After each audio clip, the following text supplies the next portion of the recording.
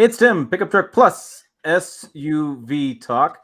We're all ready for a little bit. Sorry, showing Dave's backside there. Dave, Yeah. All Terrain Nation, joins us tonight. He's filling in for Jill, who's probably laying in a bathtub with some little flowers in there and doing a little bubble bath, I think. Well, I thought about being on your show today, and I thought, how can I put some running trophies and all this stuff up and kind of like be Jill-esque? But I thought, well, no. And there's no Phil and Jill shoes, man. Like I can't be as um right all the time as Jill is.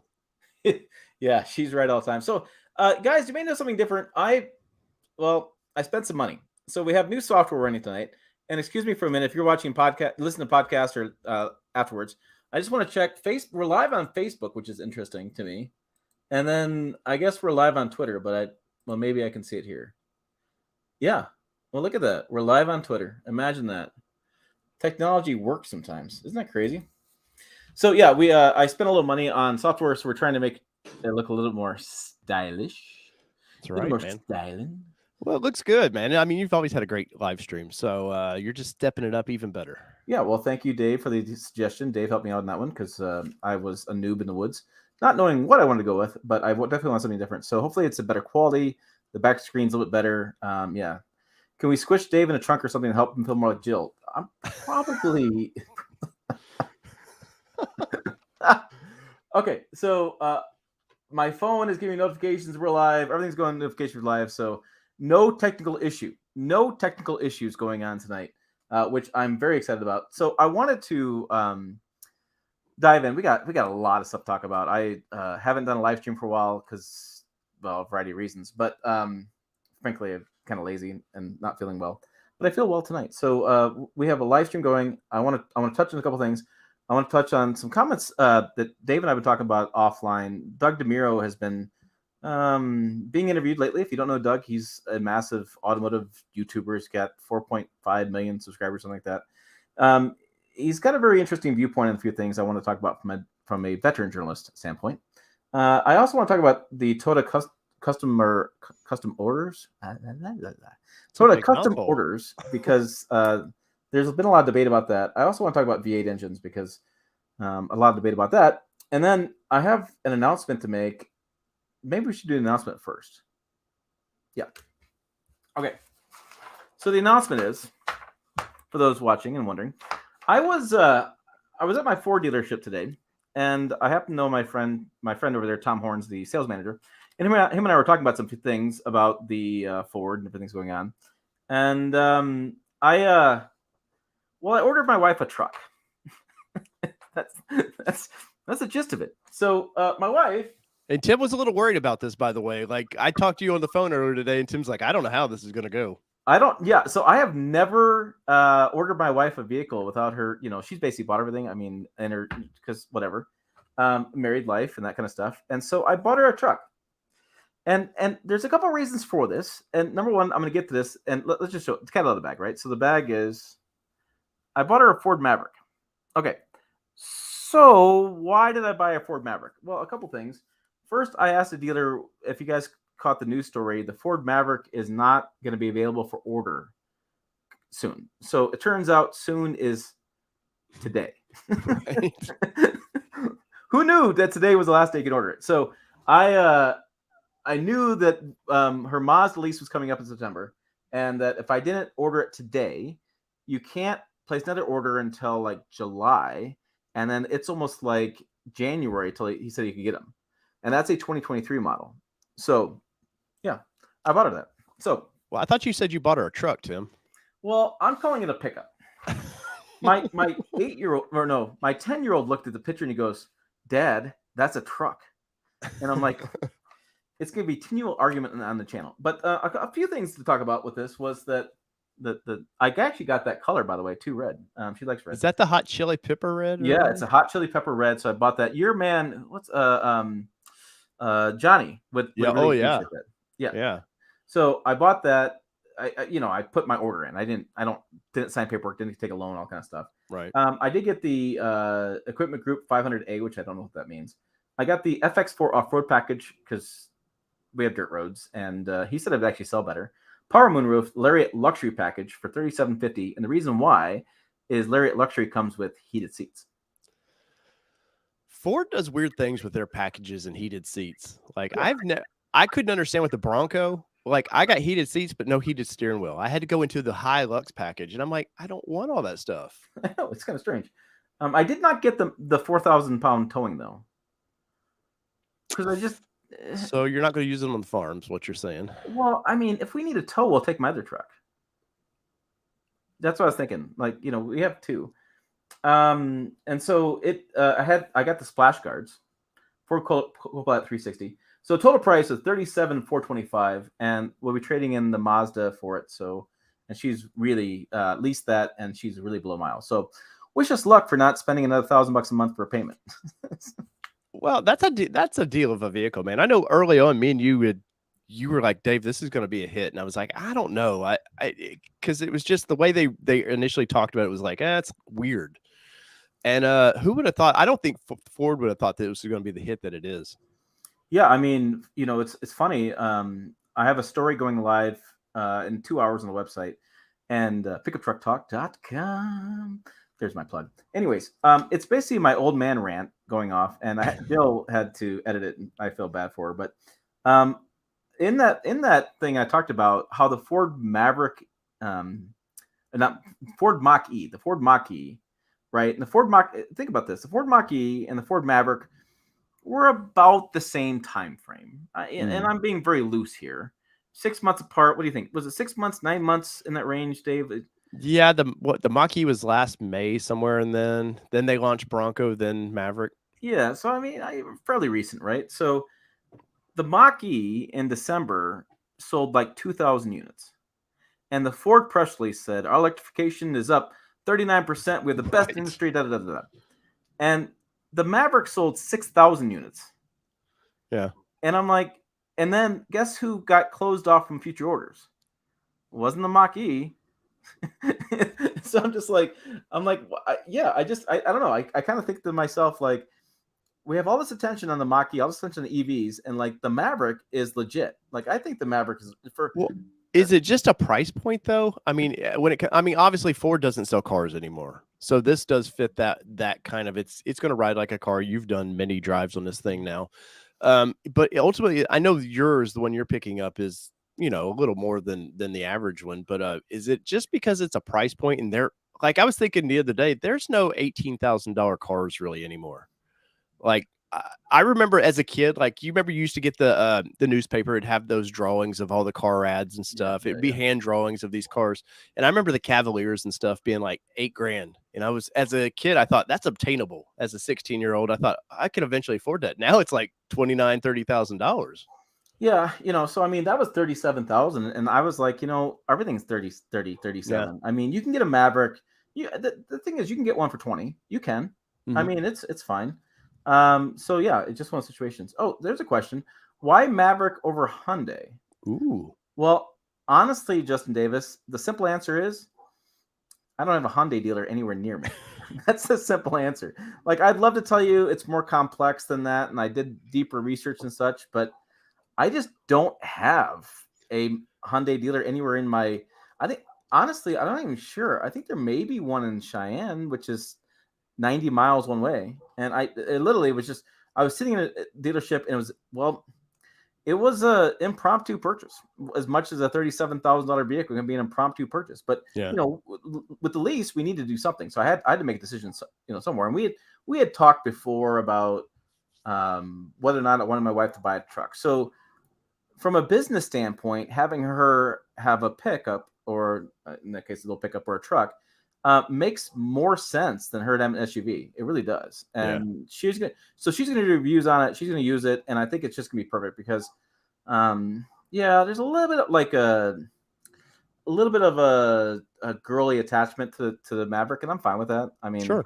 I expand the market for women and give them more options. Fantastic. And she's looking for the options and stuff. And she was like, oh, it's got, I forget what she was talking about the features, but I think she's excited about it. It's all-wheel drive. So all-wheel drive, it's going to be an all-wheel drive Maverick Lariat with Lariat luxury package FX4 and $37,000. But you still get Would Tim? Do you think because you deal with a lot of snow, are you going to put a cap on it of some sort on the bed? I think tonneau cover. Yeah. Because she still needs, so with her CX-5, she likes the rear cargo room for her school supplies. She's my wife's a traveling teacher basically, and so she needs that. But looking at the front wheel drive, 30 or no all wheel drive, 29 highway, 25 combined. I mean that's pretty good for a little truck. So I'm excited. Like I said, it fits in the garage. It checks all the boxes, and she can get in and out. The kids can get in and out with it. She can put soccer balls in the back, or we can reach them. I just think it just makes up a lot more sense. Yeah. Yeah. I've seen people lifting these things now too and doing crazy stuff with them. I'm like, it's. To each their own. I mean, have at it. There's I guess a little bit more off a tangent. I need to get you guys' opinions on this channel. I have some really exciting stuff coming up. So I have a Ford F-150 hybrid right now outside. I get a GMC Sierra with the diesel, and I get a Ram Rebel 5.7 liter with V8 Hemi. These are all vehicles I did not spec out, didn't ask for, didn't build and price. It's something the manufacturer specs out and sends them to me. What I'm excited about is I'm going to do a towing test with each one of them, do a massive video. It's going to be freaking awesome. Like I'm really excited to do these videos. So I think it's going to be fantastic. You guys are going to love this stuff. But my question is, when I'm done with those 4 trucks, should I modify the Tundra? So I have Rough Country's reached out to me. I'm sure I could reach out to a few other places. All Terrain, not All Terrain Nation, Extreme Terrain or something like that. Yeah, is like reaching out to me. So it's like I don't really modify trucks because I just sell them. I don't do a lot with that. But in this case, I'm just kind of curious. Well, is it appealing to you? I mean, because it is something you've not done, and it's kind of a different market. There's a kind of a sub market of what you're doing there. Is that kind of appealing? Like, oh, maybe there's people that want to know, kind of a novice to that, how I would approach that. Yeah, so I've been thinking about that too. Question about why she didn't buy a Honda Ridgeline. Honestly, I have no problems with Honda Ridgeline. I really don't. People want to make me get angry and fight about Honda Ridgeline, call it a truck or a car or whatever. I think it's fine for what it is. I have no problem with that. The reason I didn't was the Maverick is the newest vehicle out there, right? So, Ridgeline's been out for a while. It's got a refresh, which is a much better front end and the HPT package, which I've seen around town.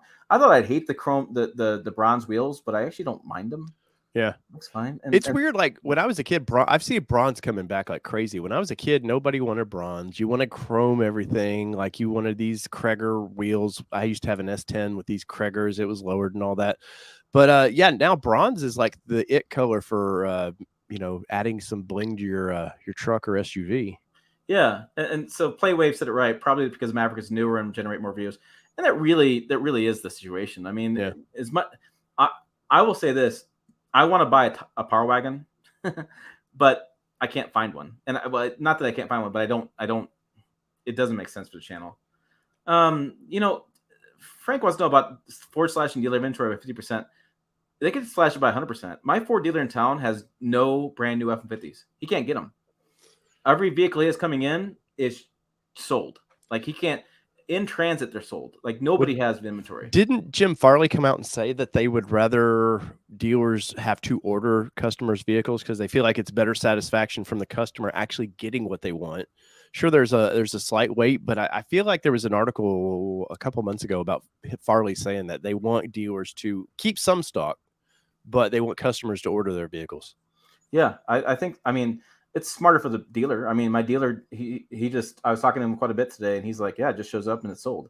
Like they don't have to keep it on a lot. Don't have to worry about insurance on it. I mean, honestly, I think we're going to talk about it a little bit with Toyota and their custom order fail, which I call it that way. But I think Toyota's messing up that way too. I think, so I guess we'll hop into that.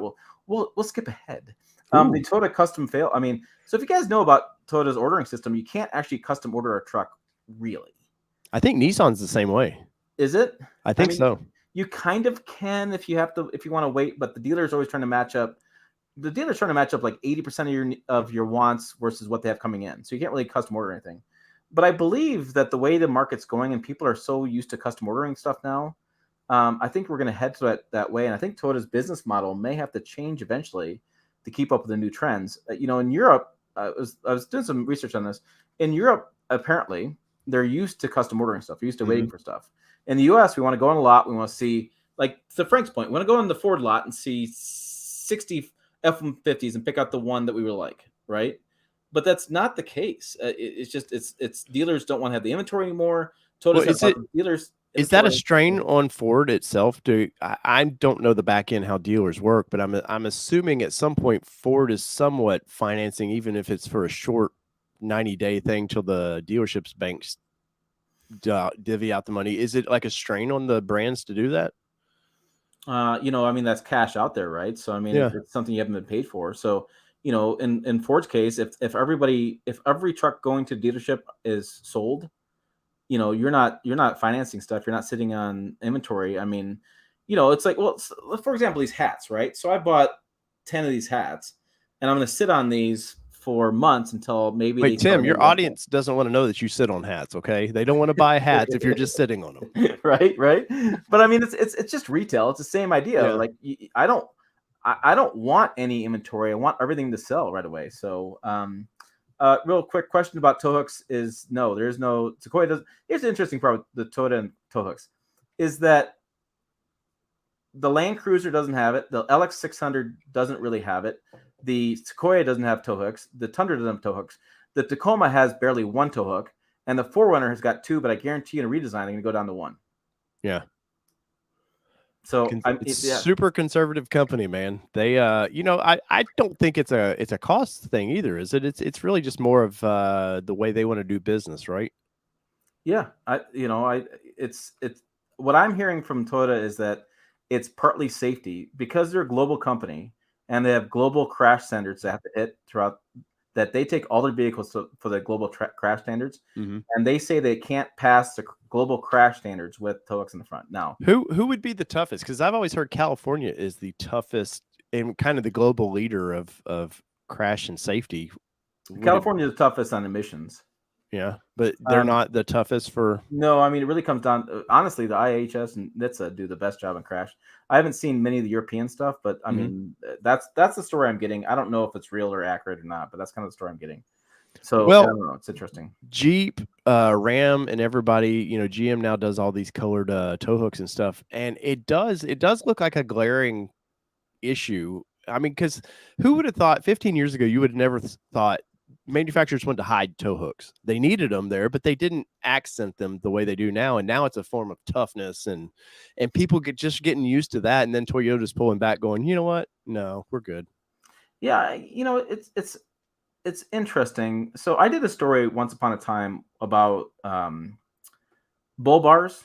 So bull bars in the front of a truck, right? You know what I'm talking about. Oh, crash magnifiers. Right. And so according to IHS, that's the worst thing you put on your vehicle because basically it reduces the benefits of having the popcorn effect, right? So it stops that from happening. So, you put a bull bar to protect your truck from deer and things like that, or a kangaroo rack was where they kind of came from in Australia. But, the reality of it is it's more dangerous to your vehicle. So because they've proven like 5-mile-an-hour bumps, like it caves into the hood. It's causing more damage into the hood, the grill, and everything, and for no reason. Yeah. The hats are on, I'll put a link in the comments. It's on pickuptrucktalk.com. Upper left-hand corner, you'll see merchandise, and that's the best way I know how to do it, guys. Just go on there and order the hats.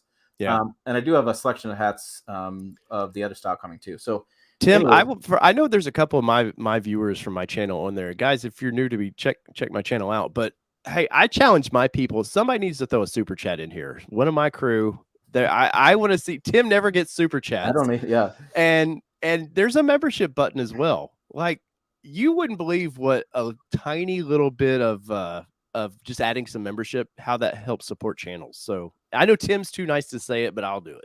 All right. Thanks, man. Matt Thorson's here. And hey, Matt. He says, a local Ford dealer has 7,500 markups on Mavericks they have in inventory, and they can't keep them still. Yeah, my local dealer doesn't believe in markups, so that's a benefit too. And he's from Facebook. It's a Facebook ad. Oh, nice. Comment. And a Toyota dealer's lot is completely empty. I have a hard time finding anything in lots. Like I was kind of not mad, but I was teasing my Ford dealer. I was like, man, if you had something in a lot, I'd come check it out. But you have nothing in a lot.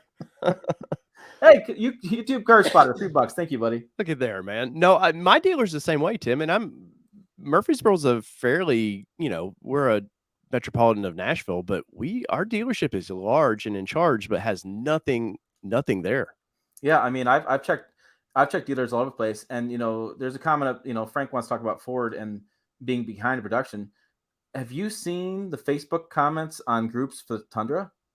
Guys are 3 months behind getting their trucks. I mean, because you're in that group, and I know which one you're talking about, and you showed the COVID issues and Yeah. whatever people believe of COVID. It's still, I just came from it. I had it 2 weeks sitting in this desk dealing with it, and like, yes, there's an impact to that. Plus, let's be honest, there's a microchip issue still. Mhm. Like, until they start building some of that stuff kind of in America and stop depending on one particular part of the world for that, this is here for the next 5 years, I think. Yeah, I mean, I had a guy say that Toyota is going to screw everything up and they're going to go out of business because they can't fulfill orders. Guys, I've been talking to people at the plant, and they are literally working their butts off, and they're down to one shift. I mean, right. I mean, and that's the case throughout the industry. I remember going to Michigan last summer, and the GM manufacturing was like, "Look, if we can fill shifts, we fill shifts. Because the thing is, so here's the deal: the union involved, or even CDC involved, I should say, markedly CDC, because my wife just had bout with COVID. We've had it in the house. Right.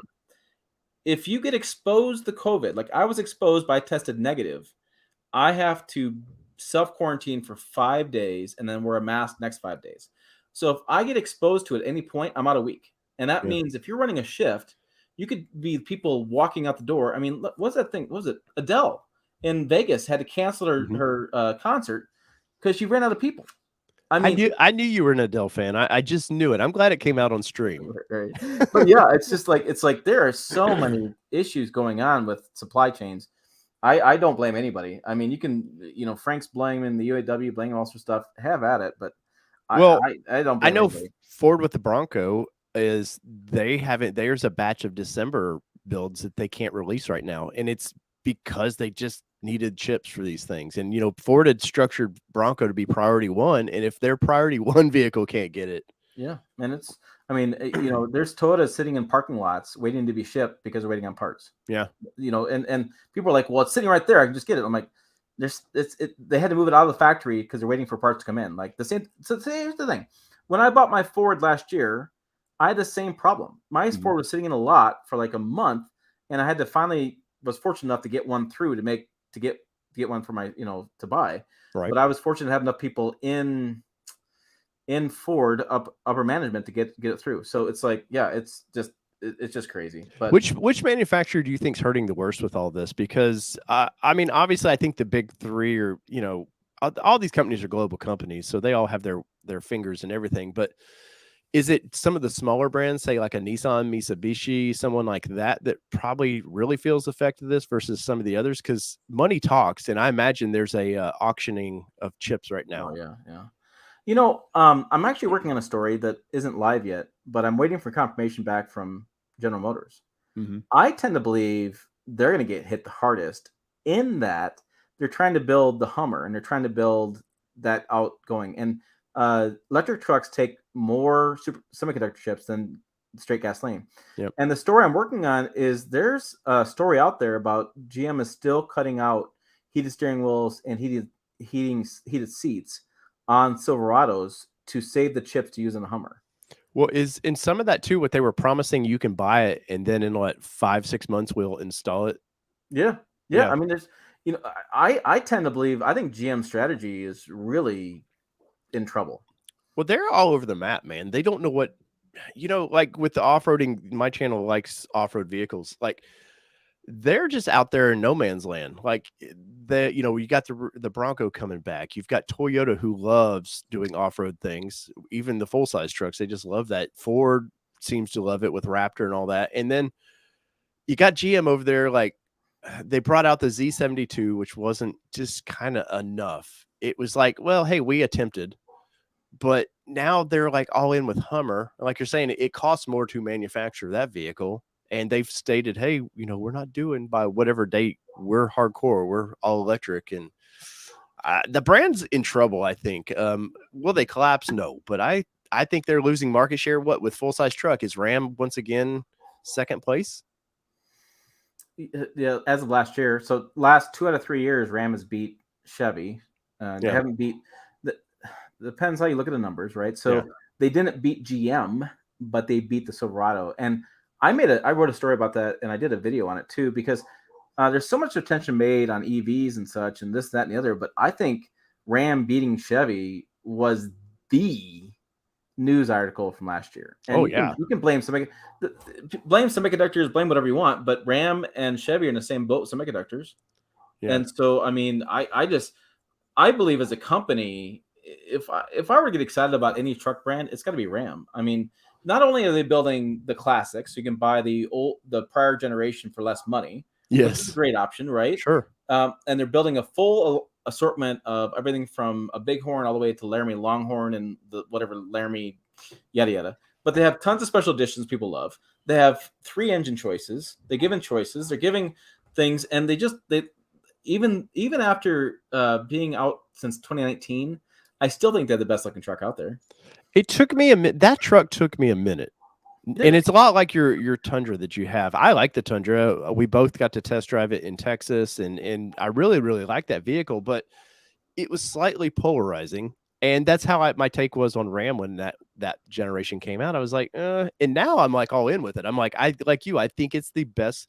It looks like a truck still, you know? Yeah. Yeah. I don't know. It's really interesting what's going on there in the marketplace. And like I said, I think Ram's on it. I haven't said it in any live stream, but I believe from my viewpoint and reading comments and doing videos and such, there's a strong undercurrent of people who are basically ready to declare the Tundra a flop. Really? And I'm a little mixed on it, because I think I'd agree. I think from a styling aspect, I'd agree. To me, the Sequoia, take the bumper off the Sequoia, put it on the Tundra all day long. I was about to say that, man. We talked about that when we saw this thing in person. If they would have just color matched the bottom of under the grill, it would have been great. Right? Do you think that was a quick like with Sequoia, like we better? You know what? I don't, because I know how much time it takes for design, and I understand what they're doing, how long it takes. I don't think so, but I definitely challenge them on their overall thinking of why the Sequoia's got to look so different. Yeah. Like it used to be, the Sequoia was basically the same thing as the Tundra, but with a top. I mean, and it basically still is. I mean, in many regards, but I just was surprised at how, when I saw the Sequoia, I was like, man, I could get behind this. Like this a lot better. Right. And so, if you break down the Tundra, like, I've been, whatever you want to say, I've been harsh on it. I've been critical. I've been hot, whatever. I will tell you, I'm happy with the powertrain. I'm happy with the engineering. I think that's pretty spot on. There's so many misses. The heated steering wheel, the subscription for remote start, the lack of lighting, the lack of tow hooks, the rear bumper step, or lack of it, or whatever, really pisses me off. Yeah. And so that's a cheapening, because Nissan does that with the Titan. And I know I've got somebody that keeps commenting in the chat about the Titan, because I've declared the Titan dead. But that little step that Nissan has done was an afterthought. And I feel like that's what it was with the Tundra too, is like, oh, damn. Well, here, this manufacturer makes this, we'll just attach it to the frame and be done with it. But companies like even Chevrolet, who I've not been the past couple generations of Silverado, I've not been a fan of, but they've innovated ways to get in the back of the bed. Yeah. I thought it was a complete miss. So there's a comment about the Tundra hybrid. I will tell you that the official number is coming out next Tuesday. So we will have Tundra hybrid first drive plus the fuel numbers going on for the hybrid. So that's all I got to say. There was a hybrid at the Tawa event, right? I've driven the hybrid.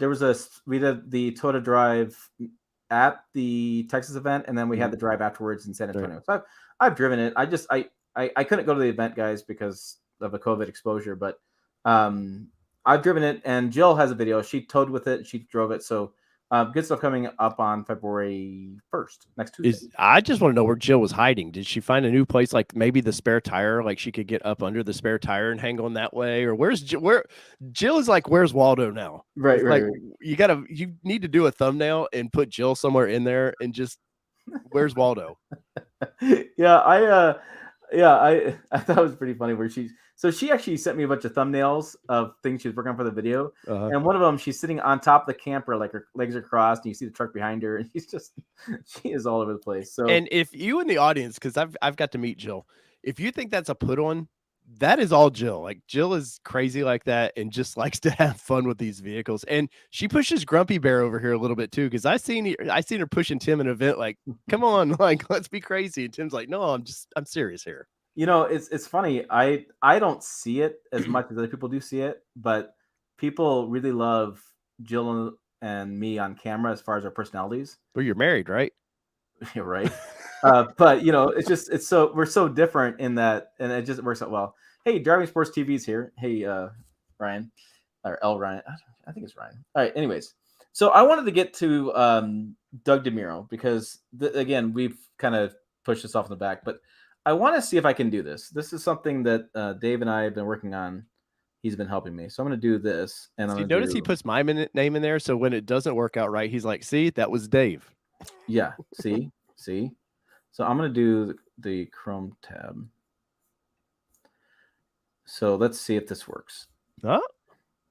Yeah, there it actually works. So this is what do we? I can never get this guy right. Yeah. Just Ryan. Okay, all right.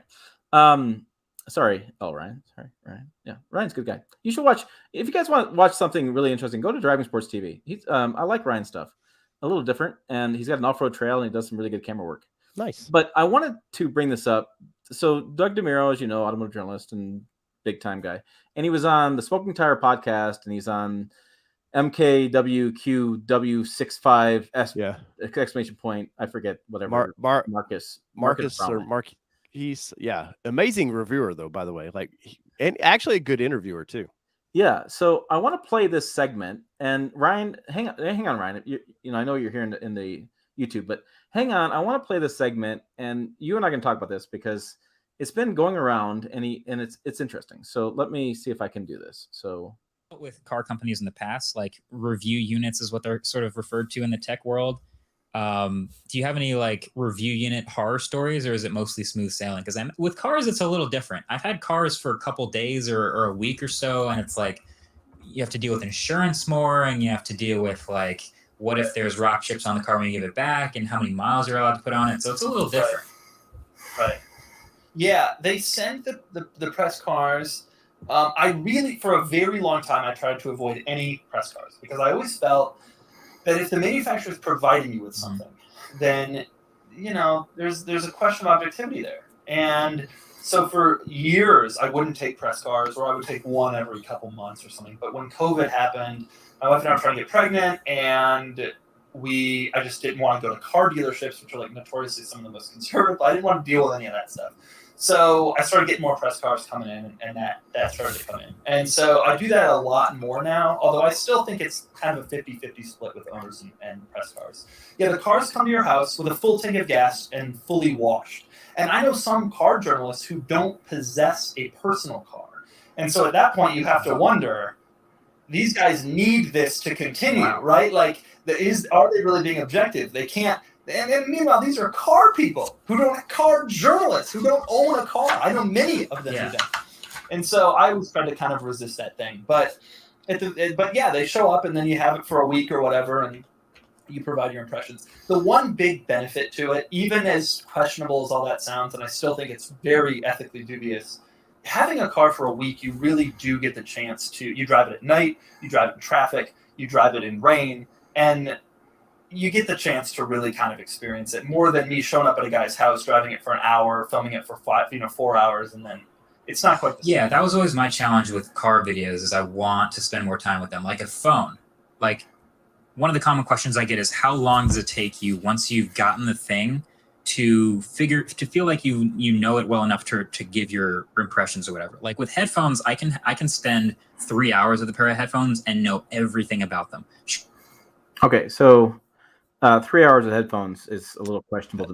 That sounds horrible. It sounds. I don't know. I'm in. You've seen my live streams. I'm in 3 hours in these headphones sometimes. 4 depending on the guest. Oh yeah. Hey, Ryan wants to join us. Let's get Ryan on. I'm going to send him a Streamlab, and Ryan with Driving Sports TV. Let me invite Ryan because I want to get his viewpoint on this as well. So let me try to do this. I like Tim's like. Look at this. There's the screens aren't disappearing. Like you don't hear his voice. You see his like guys. If you don't appreciate this, I'm telling you, this is a big deal for Tim. Yeah, this is I'm outside the box. So let me kill that and get rid of that. So yeah, so I want to get let's get Ryan on here and Ryan's thoughts. I sent him a link. See if he's going to join us in a minute. But it comes up a lot. It comes up a lot in hey, and me and you were in some private things where Doug is actually in these auto journalist groups. And Doug, I will say this. He doesn't just say this to say this like a good person, like, oh, this is what my audience wants to hear. I've watched him battle old school journalists on his opinions with this. Yeah, I mean, he will. I will say this. He truly believes what he's saying. Yes. Yeah, and he's truly in. There's no doubt he's into it. I sent Ryan the link. I don't think he's not BSing. I mean, he's strong opinions, and I will say this: Doug is not the only one with these opinions. Mm-hmm. There's a huge I'm going to say chasm between some journalists, and well, rightly so. So we're all. Look, we're paid people to have our opinions. We're paid to have opinions, and so yeah, we're all going to be a little opinionated on what we think about things. And so there are some really strong comments going on. So somebody says, "Let's get Jill on here," and Jill is here. She says, "I'm creeping in the background." Jill, I've only spoke nice things about you. I swear to God, I've only spoke nice things. Yeah, when you're done with your nice hot bath and all the bubble bath you got going on, you can go ahead and pick us up. I'll send you a link. So I can have what's the deal? 10. You can have 10 people in this. That's insane to have 10 people on here. But yeah, I've watched some of those streams and it's like the Brady Bunch looking screen, but you can never keep up with who's talking. Yeah. So well, Tim, let me start with this because I'm new to a lot of this. I mean, you've been a great mentor for me in helping me get through this, but I've experienced some of the stuff where these companies, they'll fly you out. And guess what? There's a bag of goodies sitting in that room because some of it is they want you to test their products. They want to showcase certain parts of it, and I'm talking upwards. I've been given probably $1,100 at one moment of stuff. So I'm probably more on Doug's side than I know you come from a different background on that. And I'm not saying every manufacturer doesn't do this. What I'm saying, they just want to make sure you're having a nice time. But I know Doug's adamant about he doesn't want to take their hotel rooms or anything, which I think silly. Because at the same point, if Doug was a 5,000 sub channel like mine, he ain't flying to these events on his own dime. I can tell you that. He's not. There is a big expense to covering this.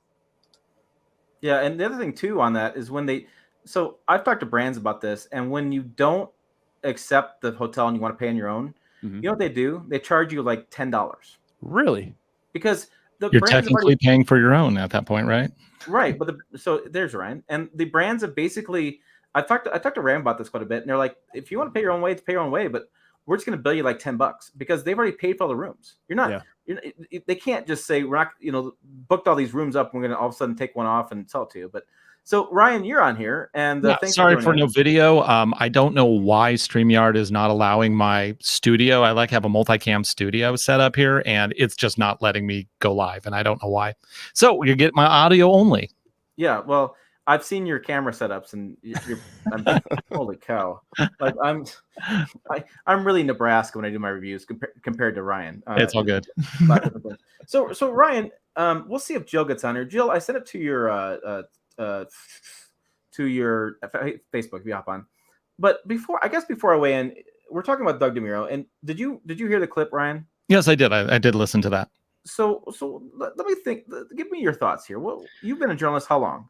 I've been doing car reviews since 2000 and No, 1998, 99, somewhere around there. So it's been a little while. I used to do it in tech publications, and then I started my own stuff. But been doing it on YouTube since 2006 when Google acquired them. Yeah, so I mean, you've been through the stuff on tech stuff, and you've been through getting a phone, that kind of stuff. I mean, to do a phone review, you legit have to get the phone. I mean, you have to get somebody's got to give it to you. I mean, yeah, because it's always pre-production stuff. We used to do like motherboards and all that stuff. We would always be sent pre-production samples, or not pre-production, but pre-release samples. So, are you bought off then because you've been given stuff to review? It's a good question. The problem with cars and we started buying cars. So we've bought 4 cars in the last year. And the whole reason we do that is because there's a lot of limitations on those cars that were provided for the reviews. You cannot change the tires. You can't change even the tire pressures unless you have a really good reason for it. I have broken many cars, accidentally, of course. And then, of course, there's the scratches, stuff like that. Stuff can happen when you're doing a car review. So, there's issues with that. And especially because we do stuff where there's a lot more off-road adventures, long trips, thousands of miles. When you do that, you really need to basically have your own. But I wouldn't say that it's actually like buying off, because most people cannot just go out and buy cars. It basically enables the ability for people to do this, because on the other hand, you can look at what Doug does, where he goes to a dealership or he goes to a personal owner. Are you going to take a guy's personal car and tell him and the world that it's crap? I mean, you're beholden to whoever is providing you that car to a certain capacity. And I think that really all it comes down to is your history as a reporter. If you've been being honest for a decade, it doesn't matter where you get the car from. And the people who provide that car kind of know that. Like, I may not like something about one Toyota knows that, but I may like something about another Toyota, just as Toyota as an example, because I'm uploading my Sequoia preview in the background right now. So there's, it's like they'll get you on this one, but they might not get you, they'll have you on board on this one, but they may not have you on board on this one. And I was talking actually to Moto Man yesterday. Do you know George? Yep. Yeah, I would say I've never actually met him in person. Dude, he's the coolest guy in person. I've been around so much with him. Yeah. He's a character, that's for sure. But so George had the perspective that oh boy, where was I even going with this? I'm sorry, I got 5 things going on at once here. But we were just talking about this. But I totally lost the plot on that. As soon as I started talking about George, what a character he was, I'm like, I don't even know what I'm doing right now. So anyway, but yeah, it's doing the car reviews. It's you need the cars, you need to have the miles, you need to experience them. There's nothing you can learn about a car. Well, let me rephrase that. You can learn things about a car in having it for 3 or 4 hours, but most of the stuff you need a few days with the vehicle before you do it, because there's just too much there, especially modern cars. They are, if you handed me like a Chevy pickup from 40 years ago, you could, an hour, they're all the same, but it has a stick, it has a wheel. But when it comes down to like modern cars, they are so complicated. And especially even when you get into like these all-wheel drive systems. So like Ford will tell me one thing, oh, it was Ford. I'll come back to this. So the modern cars have, like, when you talk about the all-wheel drive systems, they have so many, not just things that they don't tell you about, but they also, all these if, ands, or buts is to when these things will function or not function. And so you can't even take what the marketing says as truth. I mean, my go-to on misleading marketing is Kia saying that they have a center locking differential. Verbatim, that's what they say in their ads. It is not true in any shape or form. And so I then see a lot of people who then get these cars at the dealers. They have them for an hour. They can't test them out thoroughly. They sit in and they're like, it has a center locking differential, because they just don't know any better. That's what the market the dealer selling them has no idea either. Oh, well, no, they're like, yeah, it's got a center locking differential, just like a Land Cruiser. And you're like, because the dealership gets a 2-hour crash course before, in 4 weeks later, they get a car. Yeah. They don't know. Yeah. I would say, I thought that the surprising thing from his statement was several things. Number one, that he only gets the vehicle for 3 to 4 hours. Mm-hmm. Yeah, what can you learn on that? I mean, If that's he's getting it learning. from a dealer, yeah, he's only going to have it for 3 or 4 hours. And frankly, from a dealer, so I've done both now. So, and welcome, Jill. I've Hi, done Jill. both. Hi, Jill. I've reviewed vehicles. I bought them. I've got them from a dealer, and I will say that Ryan's right. Like from a press phone, you don't want to damage it. You got to be a little careful, right? So in any market, there's going to be 10, 12 journalists or 15, whatever, that are going to get this vehicle. So you don't want to be the guy that broke it, right? I mean, you don't want to be that guy. Yeah, you mess up at the next guy's gig. Yeah, if you're a little more careful. But I would tell you, a dealer loan to me, like I am like white glove with this thing. Yeah. And so, I've done them all, and nothing stresses me out more than a dealer loan and a personal loan. That I am just stressed the whole time. My insurance covers it. Like my company insurance will cover up to like $1 million worth of damage. But I mean, I don't want to deal with that. Well, dealer loans are scary because I don't want to put the miles on them. Because Yeah. I know they're trying to sell that. You don't want to be the next guy to buy that car. right. So what do you think, Jill? I mean, did you hear the Doug? I did. Okay. So, I mean, I would say that it's been a long conversation we've had in journalism, and you and I have talked about this many times, many circles. So where are you at with the conversation? So I thought he made a couple of really interesting points in that, he talks about journalists who no longer have their own car because they're just depending on these automotive loans. And I will agree with him. I personally find that a little bit ethically questionable. Now, I live in the city of Chicago, and my husband and I share a car. So we only have one car. We don't each have our own cars. But I could live here in Chicago and not own a car. So I will say that when I started doing this, I kept my car for probably 3 years, and until I couldn't start it because I wasn't driving it, and then I sold it because I never drove my car. And then I got a job where I was working out in the suburbs, and so I quote unquote needed the test cars. But what happened was, I didn't have every week filled. So what did I do? I rented a car and I paid for it. And so, I mean, it was no big deal. I mean, I live in the city of Chicago. I generally don't need a car, so I wouldn't have to own one. But if I needed it, then I would rent it. So, Jill, do you think he was misrepresenting then some journalists he was talking about, going, maybe it's a person that lives in New York City where to park a car is a modern house payment? Right. And I mean, I will say, so when I was getting ready, so I bought a condo about 5 or 6 years into doing this job. And when I was looking for a condo, I was like, I must have a parking space. And my realtor didn't quite understand that. And he's showing me all these places in Chicago, and they're like, oh, well, there's just, on-street parking. I'm like, no, I need off-street parking. I need a parking space. Oh, well, you can rent a space from a garage across. And I'm like, no. I want to own, if I'm buying a condo, I want to own the spot. And to buy a spot in Chicago, like you have to get a deeded space, and minimum, like for a $200,000 condo, you're looking at $20,000 just for buying a parking spot. If you're renting a parking spot in Chicago, like say you're in a rental unit, I mean, it is a minimum of $200 a month on top of whatever your rent is. So, no, I don't think he was misrepresenting journalists, because when you think about it, New York, Chicago, where else has a really good public transportation system? Washington, D.C. I don't know how many automotive journalists are there. The vast majority of automotive journalists do not live in a city. And I will say the vast majority of the journalists who live in Chicago are in the Chicago area, not in the city itself. So I will say I definitely agreed with him on that. I do think it's a little bit ethically questionable for an automotive journalist to not own their own car.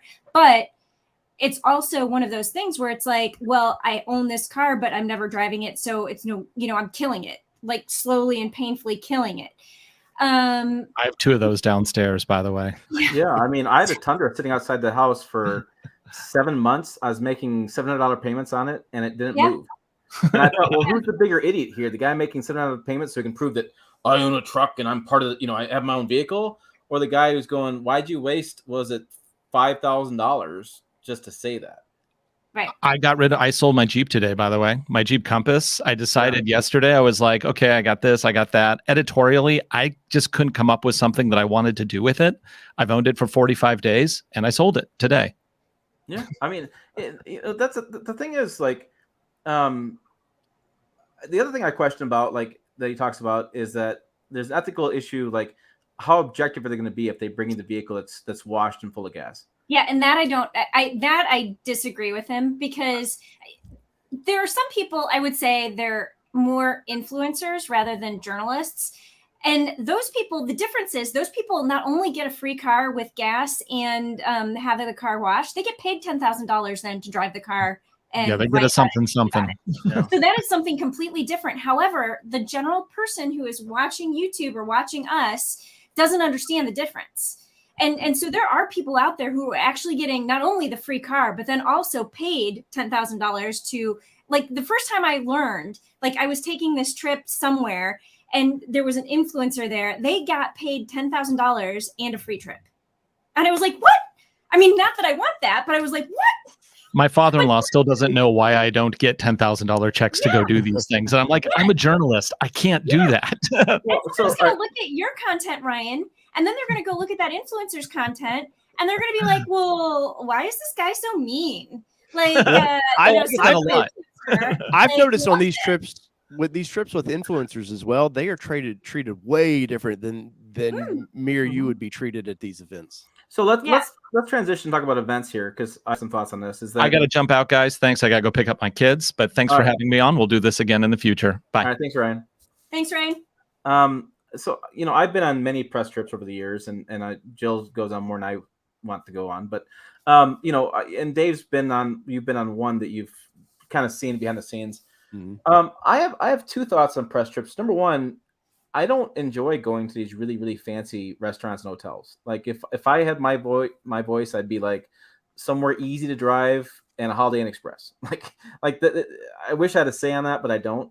The other thing too is, like, people are like, well, for the longest time, I heard the comments. People would say, "Well, they paid for your airfare and paid for your hotel." So they bought your opinion. Yeah. No. But I have seen some, in the few that I've done. I've seen some journalists that definitely was on that manufacturer's payroll. That not officially, but they seem to be on every trip. It's very strange that the marketing does have favorites. There are favorites in that, and we've criticized our colleagues on that as well. I still get invited to trips, and I've been harsh on different manufacturers. My thing on it is simply this: is that what's my time worth? Like, they gave me free airfare and a free hotel. Fantastic. Whoop-de-freaking do. It's going to take me 8 hours to get there, 2 plane flights. I get to miss the time of video as I'm putting out. I'm out of my office. I can't do any other work unless I buy the Wi-Fi in the plane. And I would tell you that before I bought United Club, which I pay $700 a year for United Club access. So for me to travel, I spend $700 before I even leave the house. Because anytime I went to the airport, it was $40 every time I went anywhere one way, because I had to buy usually breakfast and dinner. Pass, Breakfast and lunch, and then I had to buy Wi-Fi, and then it's like and then these press trips, they're out of the year. There's probably, I don't know, Joe, what are you thinking? 150, 200 press trips a year, and out of those, there's probably 5 that are really like, you're going to Italy, you're going to Hawaii, you're going whatever.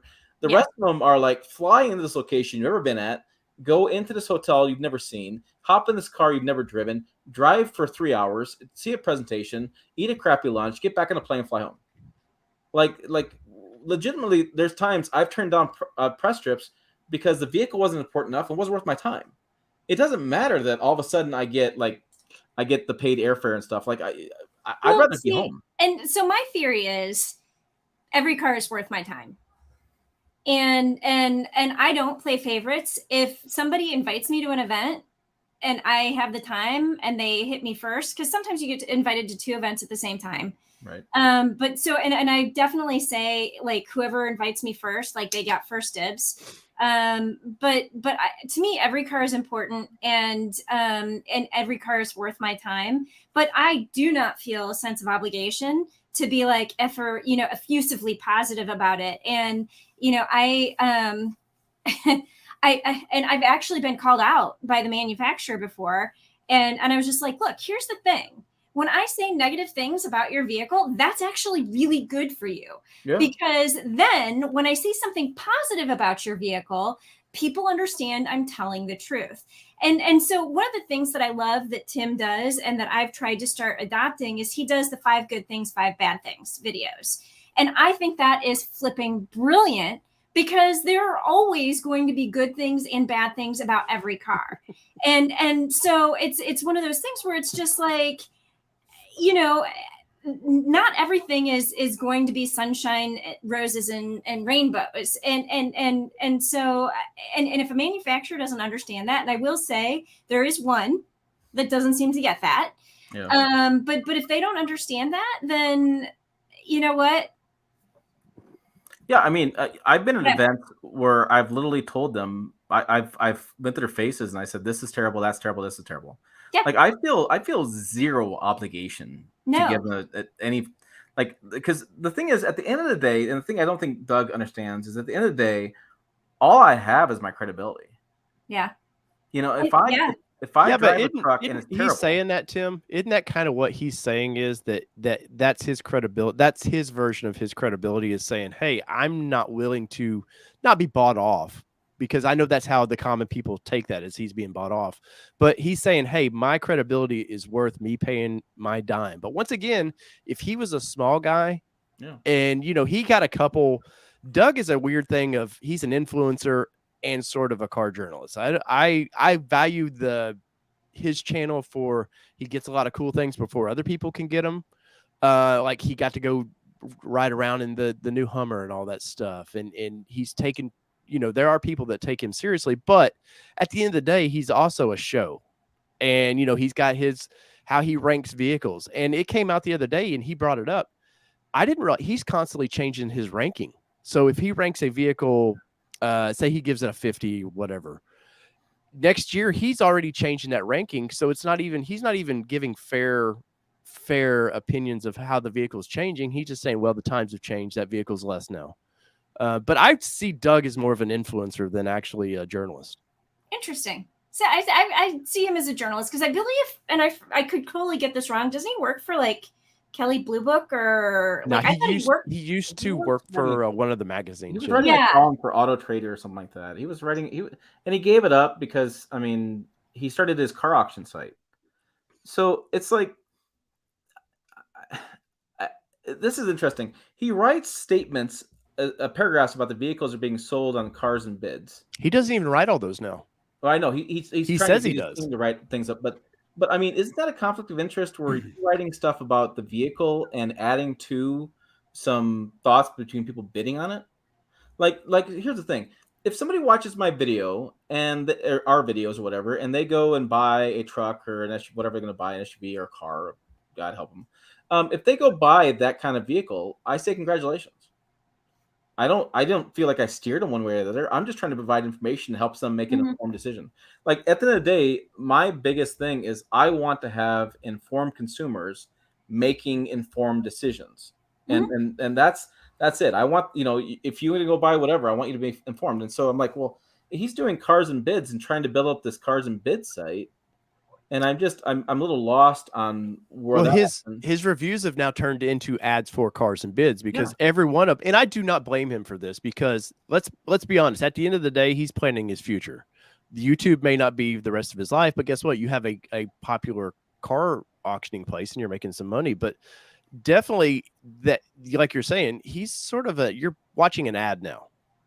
Yeah, and so I just thought it was interesting. It's been this is a conversation that for the viewers, that it happens more than you think, and there's a lot of people on the outside of the job, that outside of the business, that see us being pampered, that see us, But let me tell you about my 16-hour travel day on Monday and how pampered I was. So I mean, stuck in an airport for like 12 of those hours. To me, it's just a lot of jealousy, is what it kind of boils down to. But you want to be jealous of the fact that I flew somewhere and be jealous, because trust me, it's not all roses. I mean, there's a lot of staffing. I remember I used to go to these events, come back, and I just fall in the chair and fall asleep because I was so tired. And the one things that I know a little bit different. I guess we all would go through this, and Jill's gone through it with her spouse. Is that getting our spouses to understand that when we're on the road, it's a 20-hour day.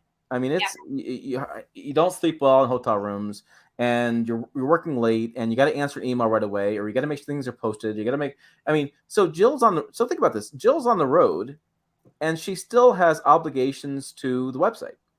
Yeah. And she still has obligations to do. So like I remember I would sit in United Club, and Scott Brady, a friend of mine, would stop in. Him and I do a lot of events together for whatever reason. What happens is there's always these lots of waves of people coming in, and every once in a while you get in this rut or this run where you get the same set of journalists for whatever reason. It's just how things work out.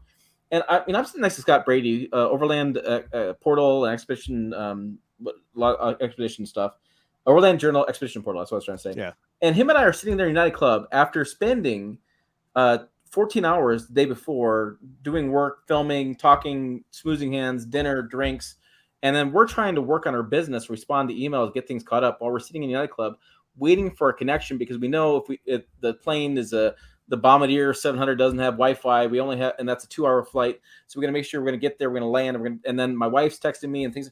I mean, it's business travel. Here's the thing. I tell people all the time, I have status now on United because I've flown so much. All that means is I have less of a sucky time in a big giant tube. Just a little less. Yeah, I mean, business travel sucks. Well, and so here's the thing. People see like the places that you go, and they're like, oh my God, you have such a cool job. And I'm like, you know what? I do have a cool job.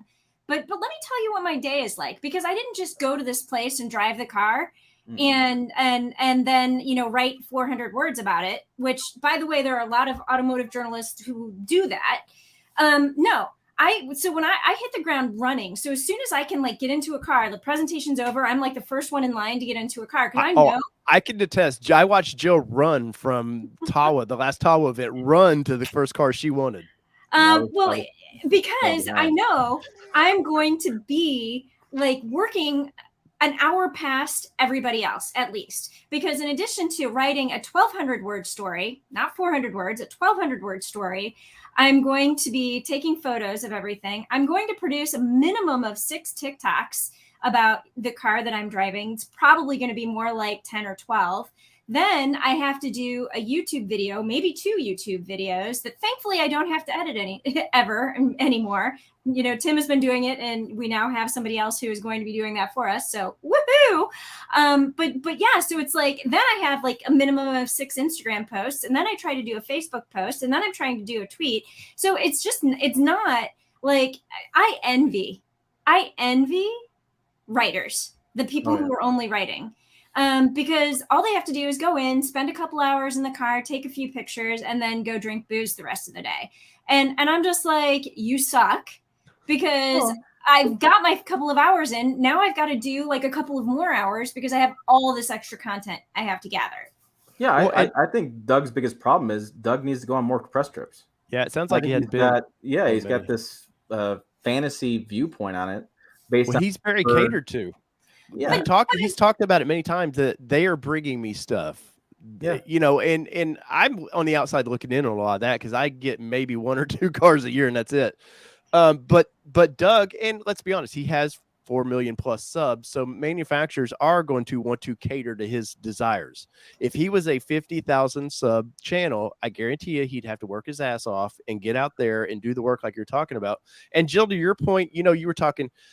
When you fly to the events, and I've only done a couple, you're on as soon as you land. There's somebody from that manufacturer waiting for you. Mm-hmm. They're wearing your ear off, talking about how cool the car is as they're taking you to wherever they're reviewing it. Mm-hmm. They shove you in that. You literally put your bags on. They shove you in the vehicle, and then there's a marketing person probably riding with you at some point, wearing you out about something.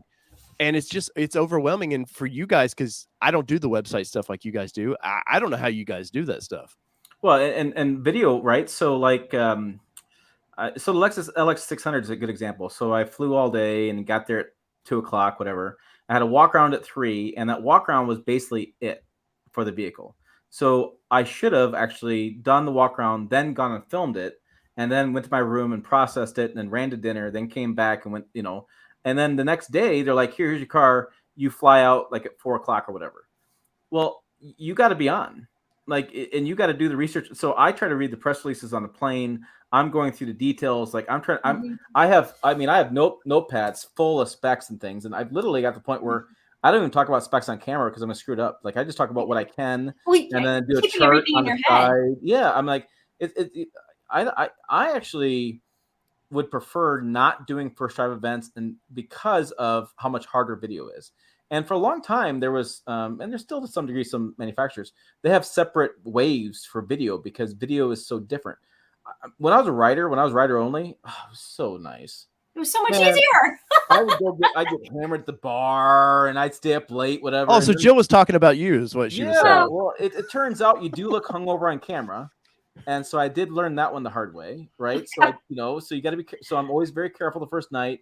I have maybe one drink, a lot of water. I try to make sure I'm very careful because I also want to make sure I sleep well. Because again, everything, like right now I'm hot, right? Right now my cheeks are hot. People are gonna say you drink too much, you're drunk.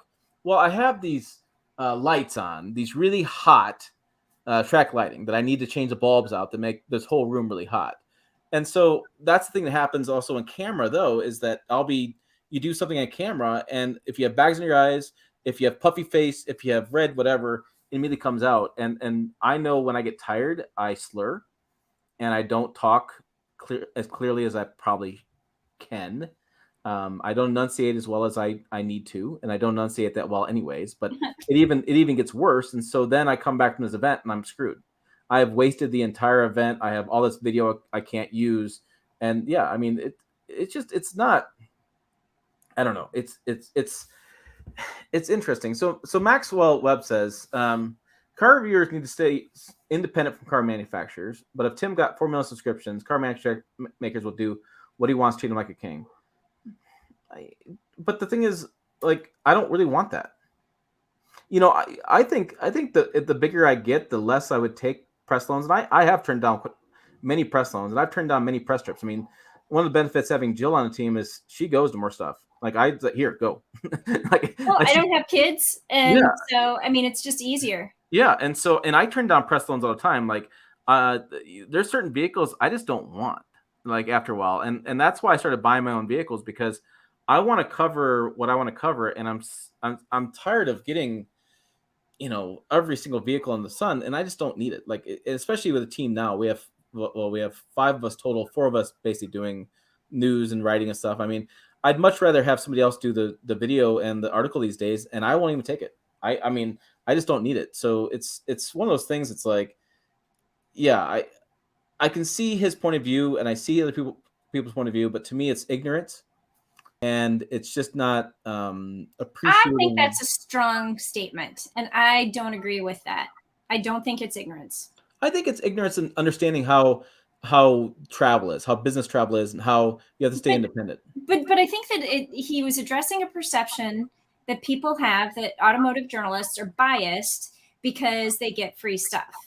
And, I struggled with that in the beginning. So I have a journalism degree from the University of Missouri. And, one of the classes I had to take was Media Ethics 101. And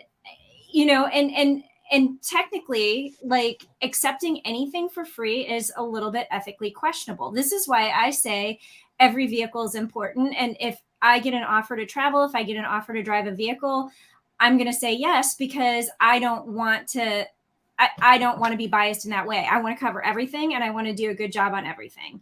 And so that's how and maybe this is me rationalizing with myself. Like, that's how I've rationalized it, is that I accept everything. Therefore, I am trying to keep an open mind about everything, because I accept everything.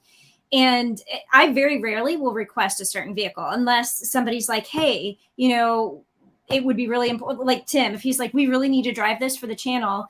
I'm not going to get it in my fleet. Can you see if you have it in Chicago? I very rarely request. We have fleet managers, and I typically go to them and just say, schedule me in something I haven't driven. Yeah, I don't play that. I don't call the game. But you hit on something I want to talk about more. Swag. So this is something that comes up. And so, like, I was at the Lexus event. So I get the Lexus event, And what did I have? I had a stocking cap and gloves, which I was thankful for because it was really cold in New Mexico. I had some food, some snacks from the local area, a big bag of popcorn, and that was in my room. That was a swag. And I've been to Tawa events, truck rodeo, when truck rodeo used to be really important. We used to get, I mean, you'd have to have like half your luggage empty for all the stuff you got. And this is what I would do with this stuff is I didn't keep it. Like the kids would eat the food. You know, I just gave it to them. We had Christmas at our house one year, and we had a bunch of family over. I went into my office with all the cups and stuff I had collected, and I basically gave it away. Like, here, pick all. If you don't want anything, I throw it in the trash can. Like, and you know, yeah, we have a couple Toyota cups that I've kept, or a couple Lexus, and I think my wife was using a Mercedes Benz cup for a while for coffee or something. I mean, you know, it's not like I've never thought that I got swag, and I was like, yeah, I mean, It was a Land Rover we coffee get mug. little I love things. it. I mean, I got this.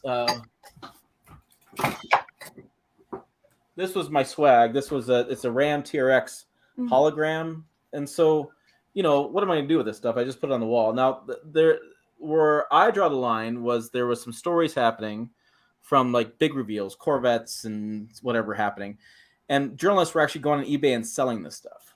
Yeah, that's Now, a big that's no-no. wrong. Yeah, That's flat out wrong. That's a big issue. But I got a Toyota bag once for overlanding, and one of the subscribers wanted it, and so I sent it to him.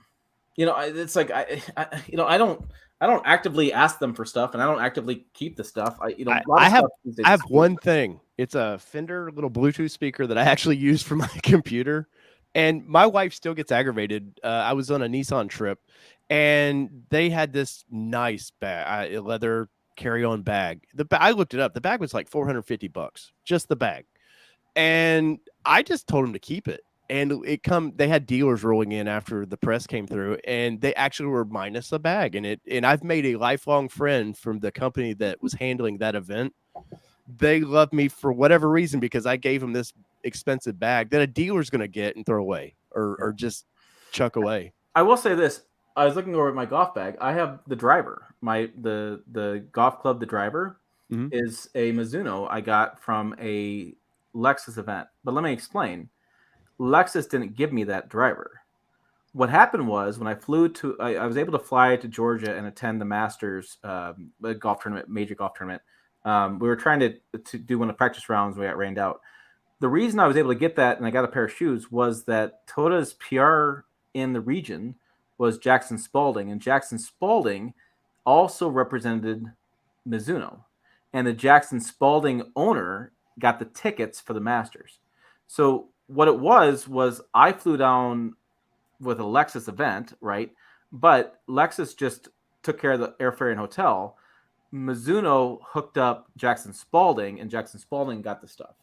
And so I didn't get it directly from Lexus, although, you know, I guess you could say by, you know, whatever word you want to use for that. But, you know, I viewed it as Mizuno gave it to him as a favor to Jackson Spalding, and Jackson Spalding wanted to take care of their other client, Lexus. And so that's how that worked out. I wasn't actively asking for it. And it's a nice driver, but yeah, BRB. I wanted to talk about V8s, and so he's been talking about V8s.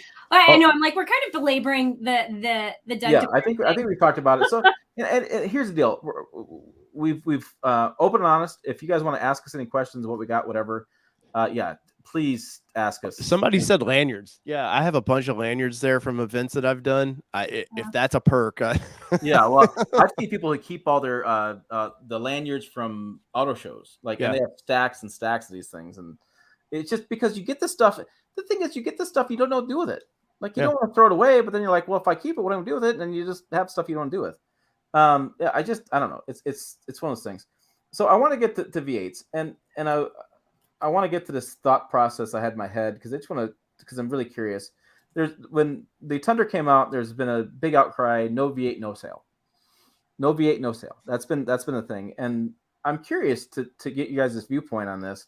You know, V8s are in trouble from an emission standpoint, global emission standpoint. If one of the things with Toyota was the 3.5 is used globally, and so they can't meet Euro 6 standards with the V8 because the V8 puts out 638 grams of CO2 per mile, where the 3.5 liter V6 puts out 438 grams per mile. So a 30% decrease in emissions from just that change. And so I'm curious from you guys' standpoint, and I guess we'll start with you first. V8 goes away because of emissions. Does truck sales go down? No V8, no sale? Ford, it hadn't seemed to bother Ford at all. Yeah, I mean, it seems like it's interesting. It's like I Okay, feel like so what is the big sell with the V8? I'm going to ask you guys your opinion, because this V6 turbo has more power, better towing capability, as well as better efficiency than the V8. What makes you want something that has less power? Sound. So it's only the sound. That's it. Wait. No. So you would rather go Hold on. 2 I miles got per two hour just so that you could hear the sound rather than rocket to 60. So, Frank, real fast, all dealerships I think are going to be becoming smaller and going away. The sell to consumer model is going to take over. But what I want to say is two things: it's sound, and it's the second part of this, especially from a truck guy standpoint, it's complexity. So you'd rather have something that's really complex and is going to break over something that is going to tow better and go faster. I don't know that I would claim it tows better. I think the twin turbo V6 is more complex. Okay. And that's people's fears. The V8 is much simpler and it's less complex. Got it. I thought you were trying to say the V8 was more complex and they want something more complex. I'm like, no, I mean, the reality of things. Sorry, my friend Eric is texting me, and I want to make sure he's got really good thoughts. The complexity. I mean, there's still a very, very strong undercurrent view out there that turbos fail, and they fail. That's such an '80s period turbo thought.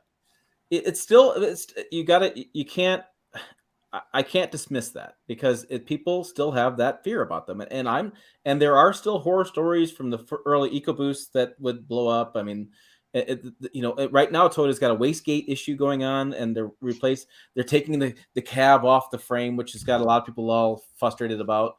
Guys, they've been taking cabs off the frame for a long time. Yeah, but the American buyer, it's bolts and two plugs. I mean, it's simple. The American buyer is so scared of turbos.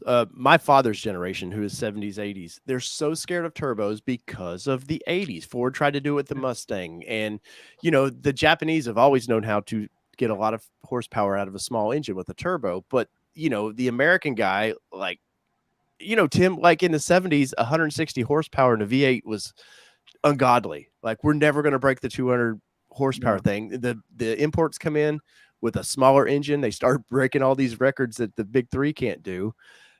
Ford gets in the middle of it, can't produce a turbo to save their life, and it's stained for whatever reason. I think that's really stained the buyers of turbos. And it's you bring up many points, right? So diesel engines have had turbos for years. Semis, any semi going down the road's got a turbo on it. But yet, when you get to a small displacement gas engine, it becomes a big talking point. And I'm not going to disagree with people that have that thought behind it, because I mean, it's a real, I did a story a long time ago. Each Ford EcoBoost turbo, because it's a twin turbo, was, I think, $2,000 to replace.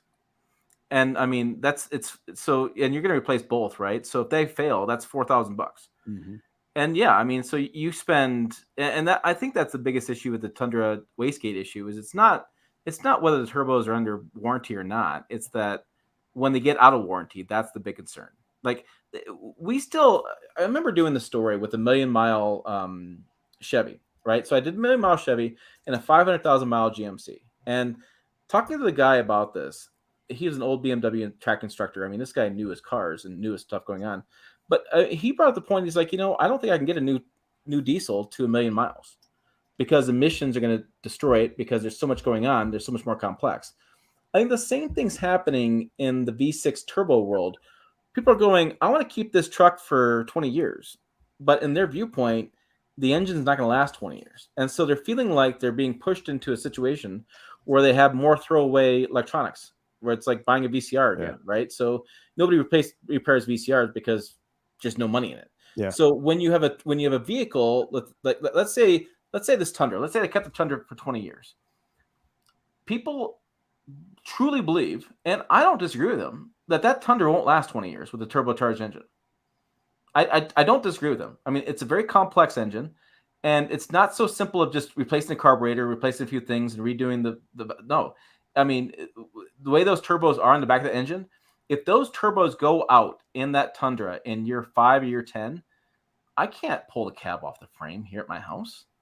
I can't even attempt to repair them. And I think that's the whole undercurrent now is that you're seeing this more and more is vehicles are getting more complex. They're getting more difficult to work on. You can't do it themselves. They're not lasting as long.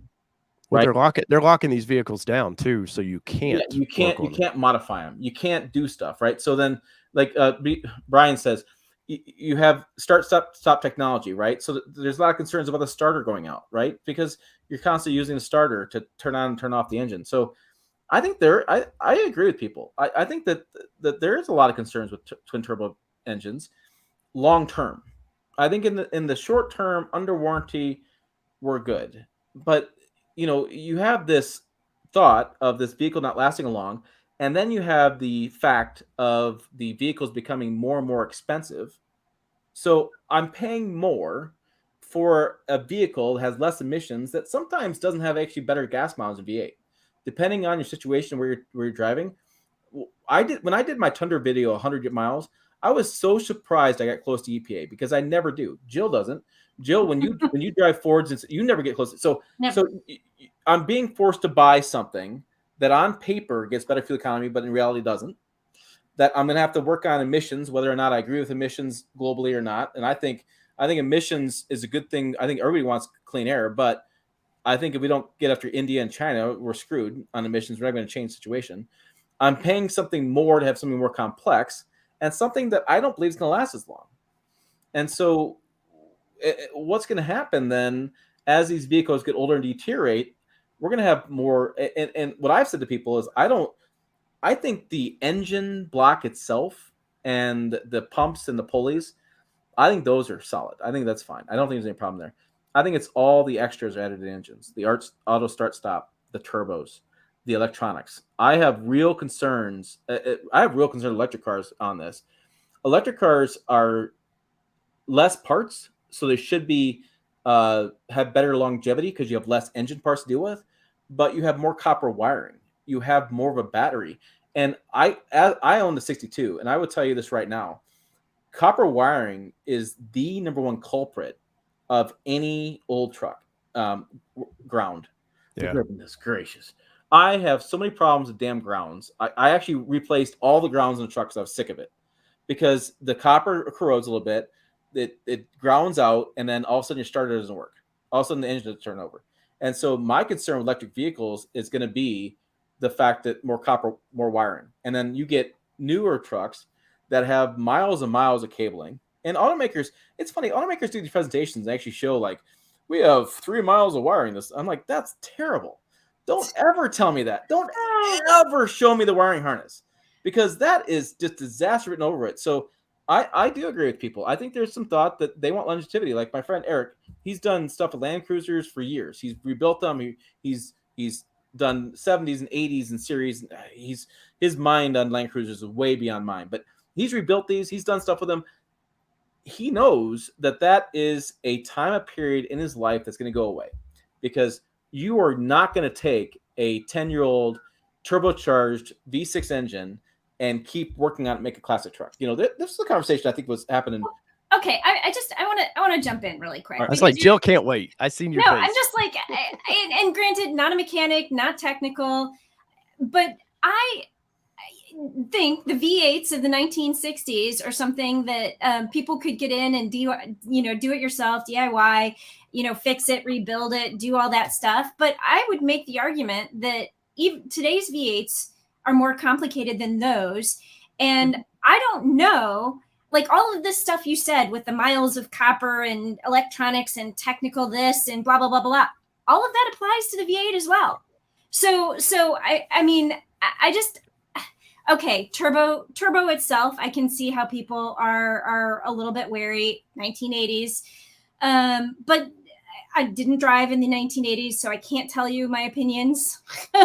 But damn, I'm old. Hold on, I got a thing that talks about how old Jill is. I need to add that note to it. Yeah. I'm playing detective.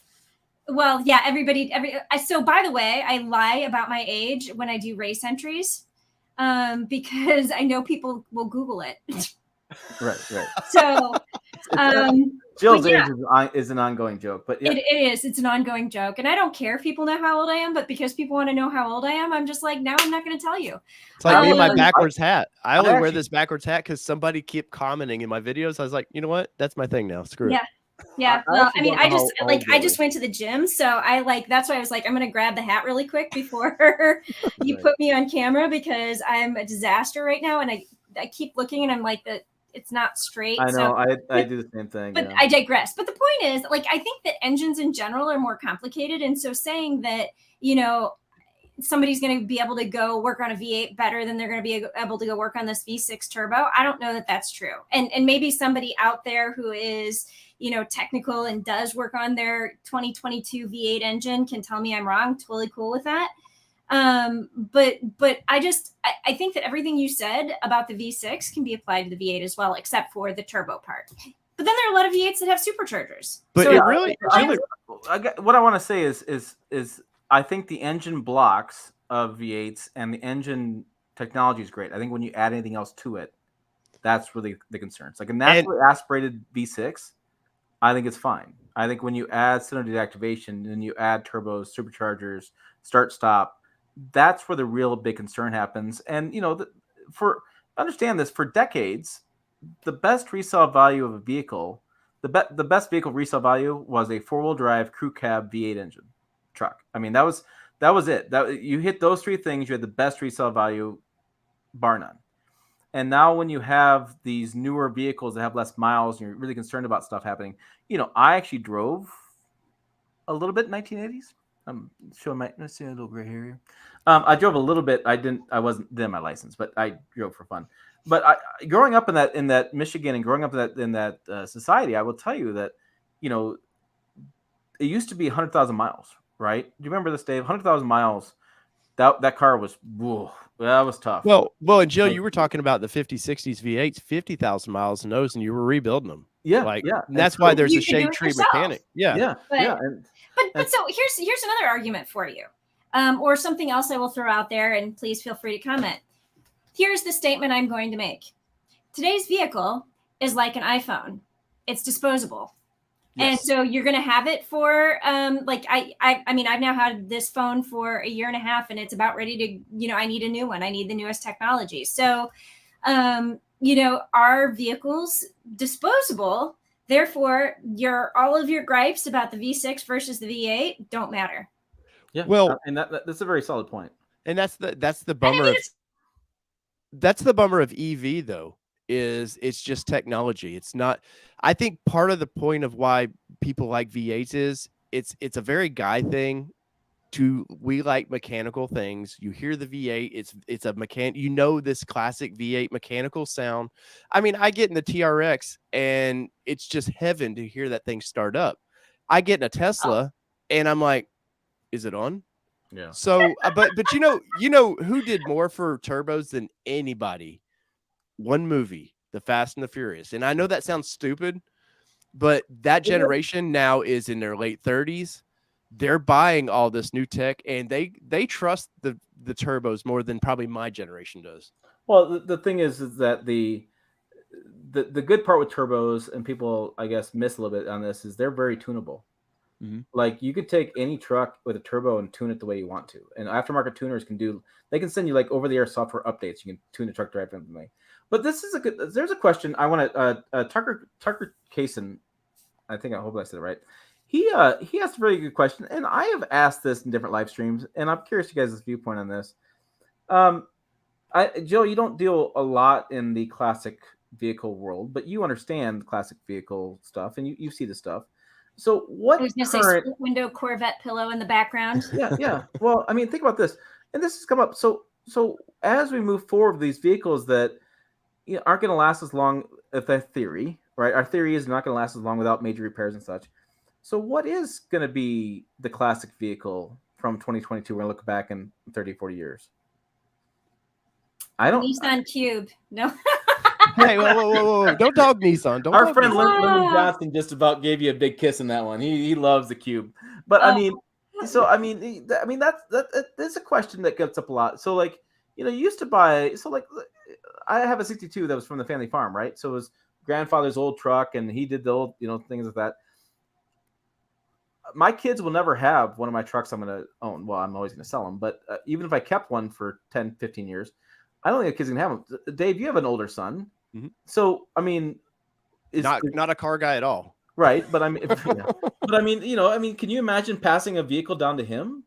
No. And I experienced, so far as new cars, I experienced this because I've covered the Bronco like ridiculously way too much. But I know that audience. And they were buying the first edition like crazy. Oh my God, it's going to be a collector's item, this and that. It's just 2 letters, man. FE, like it doesn't mean a hill of beans anymore. And I think manufacturers are definitely capitalizing on people with that, because the Supra came out, the new Supra, and we got the first edition of that. The C8 Corvette, you wanted to be the first to get that. And they put your name in there and all this stuff. Because of technology, I don't see where there is going to be a collector's. Now, maybe when we convert completely to electric, there's going to be this generation. They always like to go back. My classic rock was Aerosmith and stuff like that from the 70s. I've seen it with my son. Classic rock now is what I listened to in the 90s, like Pearl Jam and those bands. His generation thinks that's classic rock. So generations do like to go backwards and experience the older tech. And if there's no gasoline being made anymore, the way everybody would like to see the world, what are they going to do with this old tech? They're just going to look at it. It's going to be in the Peterson's museum or whatever. And you're going to go, well, that's the way it used to be. Yeah. Or you're going to take your 1962 truck and put a automatic transmission in it. Yeah, automatic transmission is fine. EV powertrain is sacrilegious. But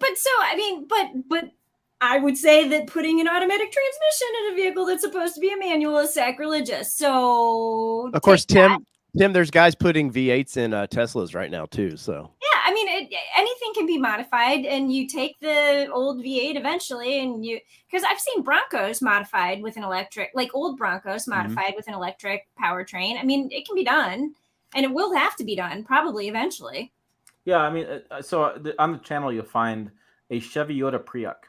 It's a video I did years and years ago, a story I did for Truck Trend. It's a 1946 Chevy truck sitting on a Prius chassis, basically. The biggest problem with that vehicle is it's so loud. And something I learned from Toyota when they took the Freightliner and made it a hydrogen truck was that the build noise vibration harshness of those vehicles wasn't built to handle EV. So when you take away the loud diesel sound, you hear every creak and moan from the bolts running, because it's like, so I was talking to Jordan Golson, who's been on the channel a few times. He did the e-Transit driving. He said basically the e-Transit is a transit with an electric powertrain. I said, yeah, also with cloth washers and foam washers and such, because you have to put that in there to get that sound down of the body working against each other, the frame, because that actually makes noise, and without the engine to cover that up, you hear everything. And now it's so funny when I read a bunch of stuff on Facebook, people's comments. I love getting in the groups. I'm on the groups probably way too much, but I love getting into people talking about, because they're like, hey, my truck made this noise, and I think to myself, 10 years ago you wouldn't even heard that noise because the V8 was so loud, and now they've made trucks so quiet. It's like every little thing. Like I remember in the Ford, I had the weather stripping along the driver's side door would flap a little bit, depending on the window was closed, and it just was a thing. And I would hear that the whole way, because when I'm driving the hybrid at some speeds, the engine turns off. Well, that was a problem. that was a real problem, because I heard everything. And so now I'm much more critical consumer, and the fact that I'm paying more now for the vehicle makes me even more critical of consumer. Right. And so I think that it's going to be interesting to see what happens with that. And then it's interesting to see what, like, electric is going to be so interesting when we move forward. Like, how long is the batteries going to last? That's a big question. How repair, are you going to be able to swap batteries? And then if you think about that from that standpoint, let's say EVs last longer than gas engines as we move forward, in that gas engine becoming so complex, and as we've talked about. There's lifter issues. We've talked about GM. There's lawsuits on the 10-speed transmissions, that kind of stuff. Once you get rid of all that stuff and go straight EVs, do we change that dialogue from throwaway vehicles to now, just put a new battery in it. It's gonna last. I have a question for Jill though. So because Jill seems very pro turbo, like you just seem like okay, that's. I can argue for anything, by the way. No. I know. I've watched you enough.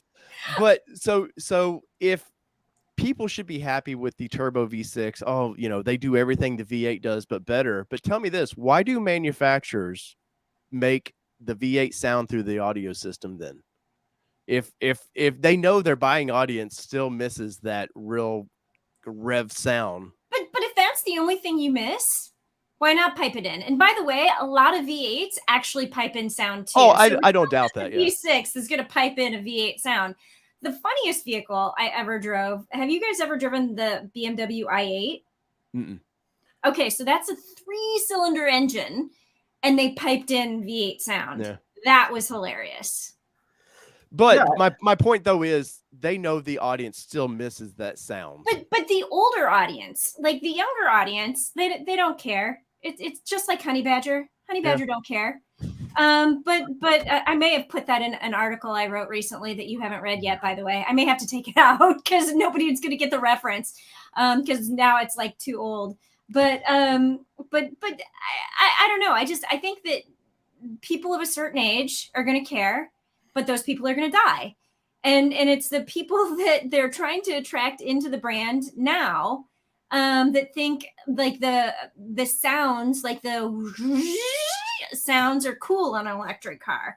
They're very whatever. And so I don't know. I mean, I think the dinosaurs are dying and the new wave of mammals are coming. I don't know. And the dinosaur is dead. Long live the dinosaur. I feel very old all of a sudden. I know. Suddenly. Thanks, Jill. Sorry. You guys were both driving in the 80s, so I got nothing for you. Hey, speaking of things that are dying, Brian keeps commenting because I did a video, Tim, on Nissan is doing away with the Titan.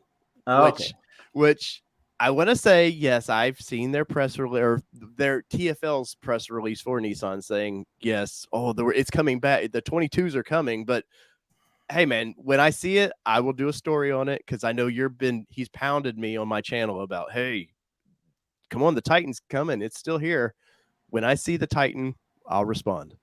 Well, let's expand on that a little bit. So I agree. I want to sign off this other one. I agree, Jill. There is a shift happening between the automotive market between those old school consumers and new consumers. So, we see this in the channel all the time. Cybertruck just naturally hops on as soon as we talk about EVs.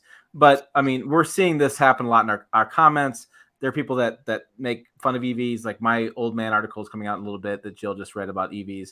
And my point there is that we need traditional truck buyers to buy EVs. If they don't, this is going to happen. But I want to transition here because I think this is a really interesting comment that you made about the Nissan Titan. Jill, you have, through force of will from me, been covering trucks for a year and a half now. Mm-hmm. So you have seen trucks more up close than you had in the past. Mm-hmm. Has your opinion changed doing the channel about Nissan Titan? Where do you think the Nissan Titan kind of fits in the overall grand scheme of truck sales? So here's the thing. So I when they refreshed the Nissan Titan, was it 2019? They refreshed it and they had a little media event. And I was still working for a different publication at that time. And did you do the Salt Lake City event? They sent for the refresh of it. Maybe I was somewhere and I think it was cold. It was cold. I can't remember. But it was like a little, like a very brief trip. And I remember talking to one of the PR people and he was just like, here's the thing. We are not going to win over a Ford F-150 buyer. And he's like, and that's not our point. We don't want to do that. I mean, he was like, it would be great. It would be great if we did that. He's like, but the point that we want with this truck is we want to take somebody who, started out in a Nissan Sentra and moved up to a Murano or a Pathfinder. And then all of a sudden now they have this use for a pickup truck. And he's like, we want to give like our people, the people who are Nissan buyers, variety and option. Is that a cat? It isn't. It is my cat. Squirrel. Hi, cat. We want to give people the breadth and the options, and they don't intend to beat anybody. I think they're beating themselves. I'm totally speaking probably out of turn and putting words in somebody's mouth that aren't there, but I think they're kind of happy with where they are in their position. So no, my opinion of the Nissan Titan hasn't changed. So you think they're happy with constantly losing their own customers? Because that's what they're doing. Out of the gate, the truck was old. In 2016, when they launched that truck, it was old. But are they losing their own customers? How do you know this? Unless their customers they only have a very fine amount of customers, because the sales are constantly dropping. I mean, if you look at the sales now, I don't think they sold less than 2,000 trucks last quarter. Here's the thing: when the Honda Ridgeline outsells the Nissan Titan, yeah, then that's a little bit of a. I mean, fair, but I liked the Titan. So again, I am not like your average truck consumer. I mean, I live in the city of Chicago. None of them are going to fit in my garage. Let's just put that out there. But I do love that series. I'm changing it slowly. I am making Jill more trucky. I'm getting through. I let you think that. But I mean, I'm not your average truck consumer. I'm not going to be the one who's putting plywood in the back. I'm not going to tow anything. I'm not hauling anything. I want something that's comfortable. I want to be able to see out of it, and I don't want to hit anything because I can't see out of it. And I want to be able to parallel park it. So, I'm looking for more car-like features. So I'm not looking at it the way you guys look at it. I'm looking for an around view camera. I'm looking for blind spot monitoring. I'm looking for safety features. And by the way, all you dudes who have wives, that's what they're looking at as well. I was just going to say that. I mean, the one of the biggest benefits on this channel is you are not a truck girl. Yeah. But you represent what 70% of the buying market is. That 84, by the way. 84. So 84. any dude walking into the dealership to buy a truck that doesn't have his wife's approval, and it doesn't say I didn't remember what, you are getting divorced soon. Let me just say that right now. Well, let me say this, Tim. I owned a Titan. I know Brian likes to give me crap in this. I had a Titan for 3 years. I leased one for a long-term review. Did it. Enjoyed the vehicle. What sold me on the Titan was, like what Jill was saying, was it inside was nice, rode great. I've done a trip from Nashville, Tennessee to Phoenix, Arizona, and directly back in an XD. Amazing. Nissan knows how to make seats. Mm-hmm. What they may lose out on. Those zero gravity seats are flipping awesome. But like, I will say this, the quality issues that I found on that vehicle were horrendous. The paint was flying off the vehicle like crazy. Once again, I think the truck, and I've been a Nissan fanboy for a long time. I think the truck was old when it came out. I think the refresh in 20 sort of brought it up to 19 standards, and companies look at Toyota. Toyota did not make the Tundra look anything like anybody else. And I respect Toyota for that. I respect them for the new Sequoia. Looks nothing like a GM or anything. I love that Toyota's taking chances.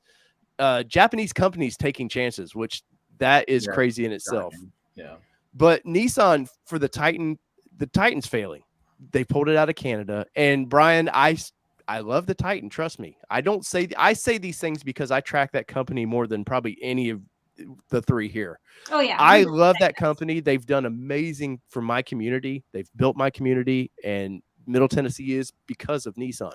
But I think I can be critical of the brand because they've let a lot of people down, whether it be through leadership. We all know the previous leader, his thoughts on the brand now, but they need a real truck person. They've got Fred Diaz in there in 2016 to launch the Titan. Fred went through that truck and said, this stuff's not going to work, and made them revamp that truck before they launched it. What did they do? They brought out a French Brazilian guy that doesn't speak English very well to sell a blue-collared market on a pickup truck. The most American vehicle is a pickup truck. The guy did not sell it. Fred Diaz left. He went to Mitsubishi, and he's all over the map now. But Nissan needs a real truck person for their trucks to survive. The Frontier, who I'm supposed to get in next month, is only half as good as it should have been. And I'll be ultra critical once again because I love the brand. I think Nissan needs truck people in that. Stop worrying about an Altima that's not selling anymore. Trucks are where it's at. That Tim, you know that. That's why this channel does so well. It's trucks. Yeah. You know, if you did an Altima or a sedan channel, would you have 100 subscribers? No. So Nissan needs to get on board. Either kill the Titan, come out in 2 years with a different named vehicle. Just let that name die. And then yes, Nissan, I will love you again. And if you come to 24 standards, I'll be happy. I don't know that they need to let the name die, but I definitely think they need to overhaul it. And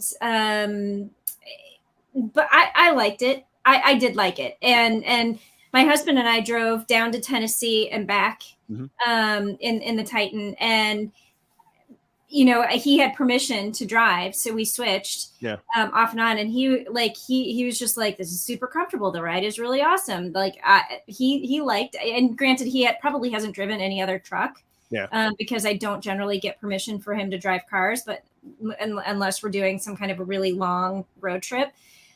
So by the way, back to the original like conversation with Doug Demuro, like, I do not let my spouse drive my test vehicles. And I know there are a lot of automotive journalists out there that do that, unless I have specific permission for a specific reason. And you do sign paperwork, people, when you pick up these vehicles. You sign the paperwork. Legal agreement. You do. But no, I mean, but he loved it. And so I think they are trying to go after people who aren't truck people. That's my theory. That's such a weird. You're probably dead on. Because I know, especially their marketing staff real well over there. They are definitely probably going, but it's such a what a hill to climb. You're going like, instead of nobody's going to take Ford and GM off the top of the hill or Ram. You know, look at Toyota. Toyota, what we're selling, maybe 9,000 a month for Tundras, Tim, and they think they can do a lot more, but 9,000 in Nissan's over there into the 2,000. I think that's a hard hill to climb, saying, well, we're just going to make our audience happy, because the object is to make as many people happy. So I'm gonna go down the road to history lesson here a little bit, because I've been doing this for probably way too long. But I think it's really interesting when I go to events. So as a journalist, my eyes are wide open to anything I go to. Right. So I went to a Nissan event in Mississippi, and there was no Nissan Titans on the road in Mississippi. And a bit of a problem because the plant is in Canton. Mm-hmm. And, you know, if you go to San Antonio, you would think the Tundra is the best selling truck in the world, right? Because there's Tundras all over the place. But I want to go to something, and I'm curious about Jill's viewpoint on this, but I want to walk you down the road here. So if you go to a Ford event, you will see, I'm going to walk you down the road. If you go to a Ford event, what I thought was interesting was that the chief engineer for Ford, they're all men, and they all basically hand a baton to another guy. And so, no, on the gasoline engine trucks, the F-150 Lightning is a female engineer. Okay, I'm like, there are female engineers on the F-150. Right. But I'm saying the chief engineer, when I was doing the events, maybe I'm going to age myself 5 years ago. Let's go back in time 5 years ago, whatever. So when I went to a Ford event, they had all been chief engineer at some point, and they were just handing baton. So I mean, all these guys, tons of experience. Like this, like if you're talking about an NFL team, whatever, they had the bench was full of talent, right? They had a bunch of truck guys, right? When you went to a Chevy event, it was a mix. There had some experienced guys, but what's interesting with Chevy now, and I don't know, Jill, if you noticed this, but I have definitely noticed this. And I'm not being negative, I'm not being sexist. I'm just noticed it. I'm just saying I've noticed it, people. Is that in the press releases for Chevy trucks these days, most of the engineers we're seeing are women. I think that's great. Absolutely great. I think the chief engineer for the F-150 Lightning is a female. She is. And Titan chief engineer was women. But I'm talking the Silverado EV was women. But I'm talking about Chevy Silverado 1500 3/4 tons. Okay. When you go to Ram events, they have the same chief engineers they've had at different periods of time, and they're all typically men. What you're seeing more women get involved in some of those roles. Toyota has the same, I'm going to call them 20 Americans, because the Japanese Toyota doesn't want, people talk about all the time, like Toyota needs to sell 3/4 ton. You guys need to be happy Toyota actually has a half ton. Like the Japan wanted to kill the 4Runner. They want to kill this stuff because they don't understand it. So they have so Toyota North America has got like 20 American engineers, right? I mean, that's all they got. Ford's got 20 sitting in one office building, and they have 16 office buildings, right? I mean, that's what happens. And Nissan has gone through, like today's point, a variety of different cultures and different people that have done the Titan, and so they haven't figured that mixture out. But I just find it really interesting when I sit back and I read these press releases and I look at who's talking about what, who's chief engineer of what. And I find it really interesting. And I think it's a fantastic thing that more women are getting involved in the truck side and more women are getting involved in chief leadership roles. Because, I remember I was at an event and I said to a guy, there's a big center council. And I said, man, you could probably fit a diaper bag in here. And the designer looked at me and he's like, I was a designer. He looked at me and goes, what's a diaper bag? And I mean, I was a stay-at-home dad with both my kids. Like, if you don't know what a damn diaper bag is, like, get out of design, because that is a massive piece of luggage. I'm going to call it luggage. I mean, it's a thing. And so when I do reviews now, especially I'm looking for places for the purse, because when I've talked to women, and I'm going to say, I'm not trying to be sexist here, but the women I've talked to don't like putting their purses in the passenger seat, because it flies around the cabin and it's in the weird That's not why I don't like to, but go for it. But you can also see stuff. I mean, it's grab. Right. And so it seems like what I thought was really important was when the new shift by wire transmission came out and you had the room underneath the transmission. Now you could actually store stuff underneath the transmission. I think it's shift by wire. I always get that wrong, but I thought that was, I think those innovations that are making a difference. So I just find it really interesting that Ford is starting to do that now with the EV stuff. But I mean, historically, and I think the Maverick now has more female engineers, if I recall correctly. But when I I guess I'll go back to this. When I started in the business, it was Bro Club at the engineering table for several of the brands, and now it's getting more mixed. I think that's a really good thing. Well, Nissan's lead designer on Titan was a female, if I remember right, out of their California design studios, because they did a big thing on it when the first Titan came out, because she went to construction sites and they really touted that, hey, we're looking for everybody. Tim, to your point though, you're talking about Toyota only having like 20 engineers or whatever, Nissan doing whatever. I'm completely wrong. Right. My numbers off, but that's just my perception of it. Do you think part of their problem is a culture problem, as GM, Ford, and everybody's been in Detroit for 100 years? Oh, absolutely. Nissan moved from California to Tennessee. Toyota the same way, moved to Texas. Do you think that maybe some of their problem is, hey, we don't have the AAA team that we can pull up constantly to? I think it's two things. So when I went to Japan, I didn't realize how much Japan didn't understand trucks. I basically gave a serum, or not serum, but a talk, like a college talk, to their PR team to explain it. And the chief engineer, Swears, was over there in Japan to try to sell them on trucks. I mean, he was over there developing the new 3.5 liter V6 that eventually came out, but he was also trying to get them to understand trucks. But I also think that the bigger issue they have is that Nissan has the same issue. I want to say an issue is that they see things such a global scale. So the D3, right? The Detroit 3, Ram, Chevy, Ford. I mean, they have to have trucks to survive. Like I tell people all the time, I said, Ford's biggest problem is Ford Europe. Like Ford Europe sucks. Like they can't sell anything. And that really hurts Ford globally. And so they have to sell trucks. Toyota is the world's largest truck maker. Hilux destroys competition globally. However, they are not even close to being the worldwide biggest operator in North America. And the fact of the matter is, from a business standpoint, they are competitive or so in one segment out of the entire world. If I'm Akio, the head of Toyota, I'm like, cool. I don't care. If I'm gonna, why would if I tell people all the time, if Toyota wanted to own the full size truck market, they could spend the billions to do it, right? I mean, they could spend billions. They could make the trucks cheaper. They could do. I mean, they could. When they came in 1970s, 1980s with the little Toyota trucks, I mean, they sold like gangbusters. That's the reason why the Toyota Stout did so well. It's the reason why import companies. That's why like the GM and stuff were like screwed, because they're selling these big sedans that got terrible fuel economy. Then the Orion the Orion oil crisis happened, and here's Toyota, these little cheap pickups, little cheap cars. I mean, they did really well. I mean, so I don't blame Jill. That was in the 70s, by the way. I know we don't want to date you. But I mean, I don't blame Toyota for not being I don't remember the 70s. Right.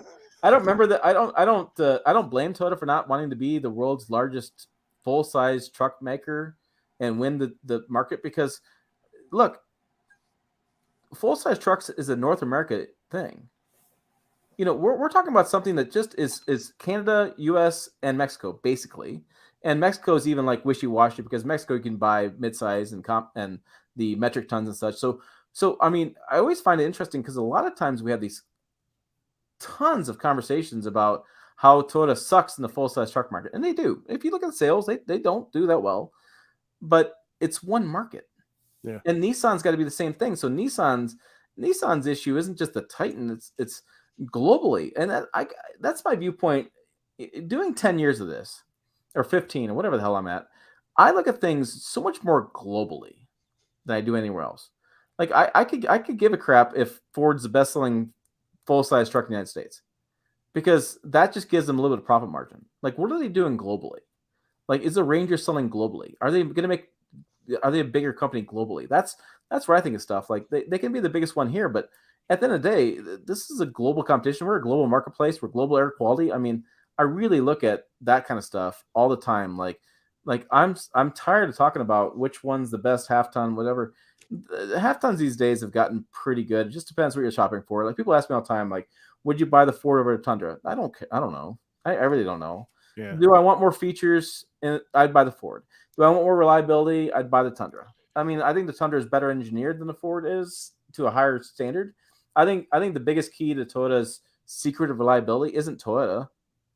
I think it's they hold the part suppliers to such a high standard that the parts are better. Because we've done Made in America stories. It's not, Ford doesn't build a truck. Ford takes a bunch of parts and puts together into a truck, right? Mm-hmm. And the parts they put in, I've talked to suppliers who won't work with Toyota because their tolerance is so tight they can't meet it. But here's the thing: if you become a Toyota supplier, Toyota will invest millions into you to get your business to be bigger, to be able to handle the volume they want to hit.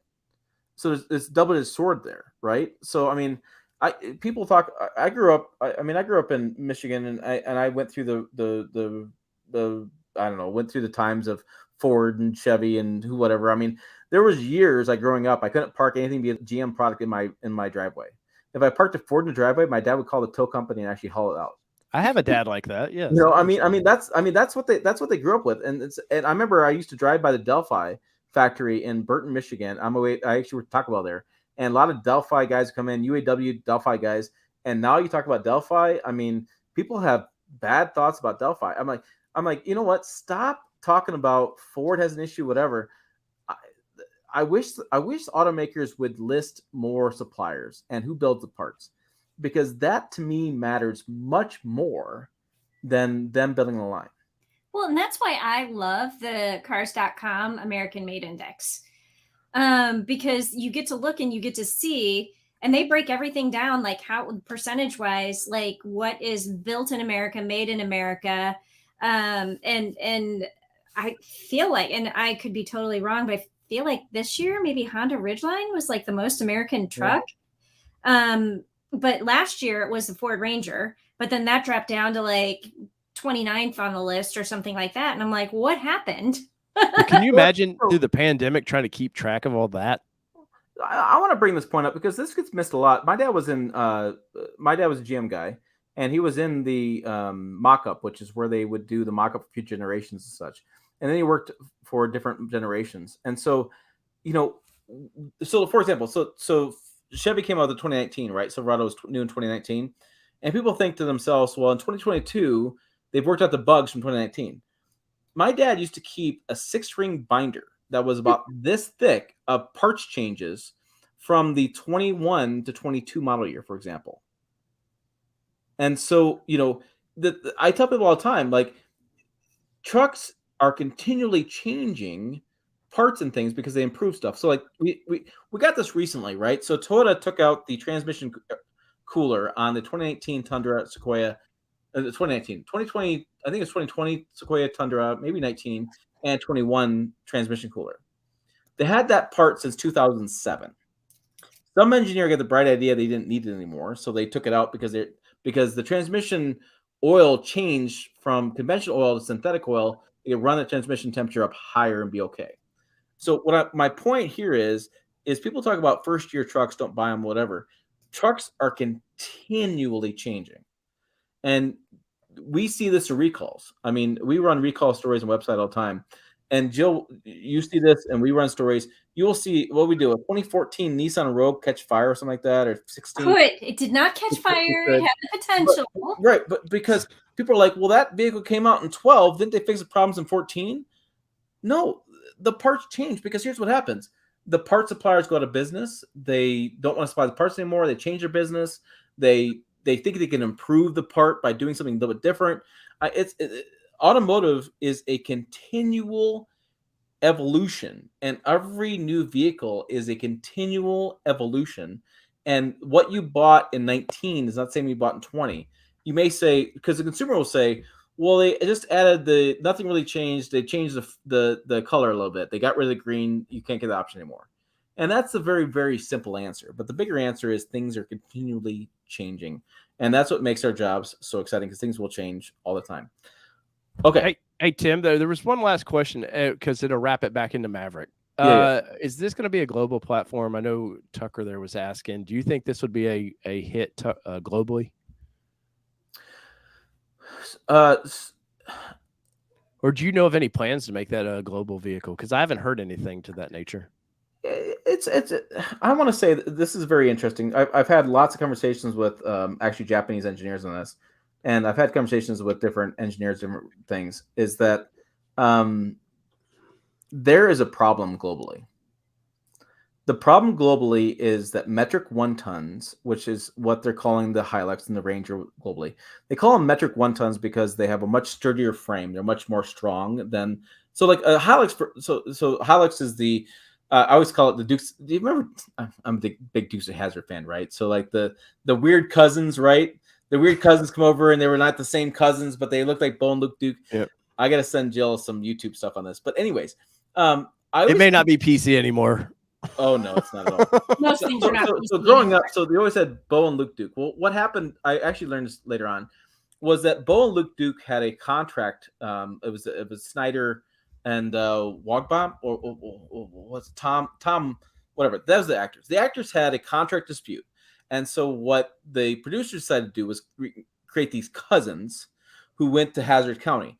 Well, it turned out that Tom Wombat and Snyder was a blonde and a brown haired guy, right? And the cousins were a brown and a blonde haired guy, right? So they tried to remake it. So I always consider the Hilux and Tacoma the same idea. It's an old thing, but I know. I'm like, where are you drawing? Yeah. Like, so the Hilux is the country cousin to the Tacoma. It's narrower, it's taller, and it rides rougher because they need to make it heavier duty to handle the bigger loads, because globally they don't have a full size truck. All they have is these metric 1 tons.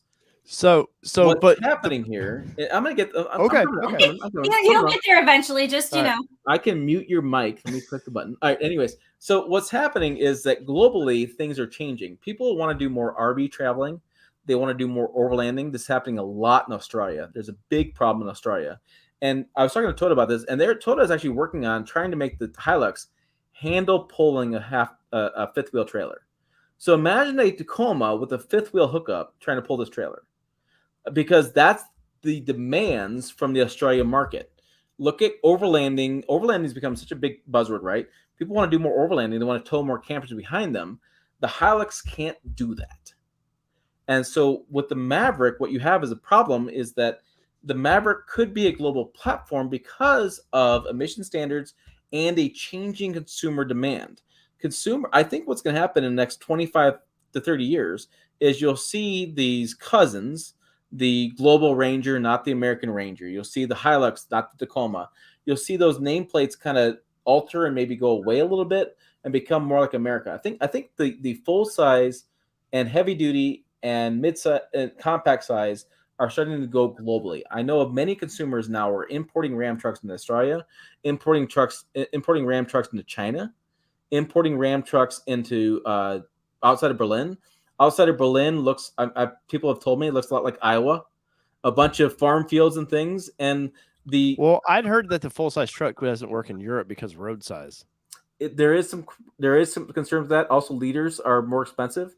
But I've talked to people that say, you know what, screw it. They need the capability, and you just can't get out of the truck. So I think what's happening, and my big point here, is that changing consumer demand will necessitate the Maverick probably going global and other brands going global because they need to meet this need of this compact truck. Look at the Ram 700.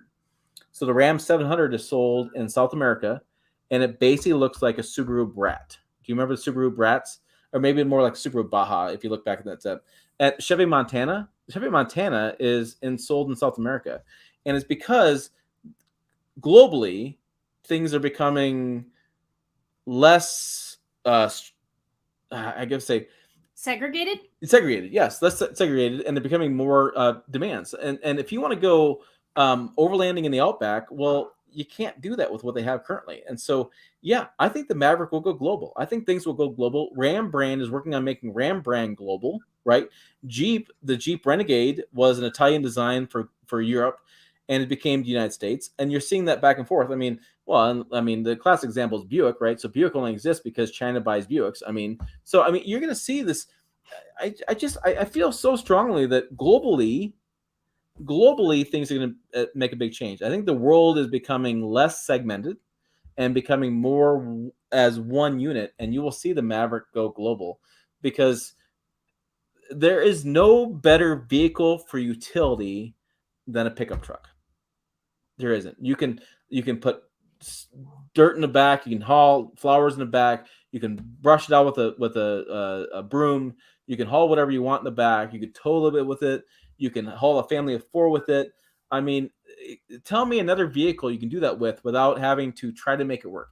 And yes, I know my friends who send me photos of Chevy Bolts with a back full of freaking wood chips and such. I get it. I truly get it.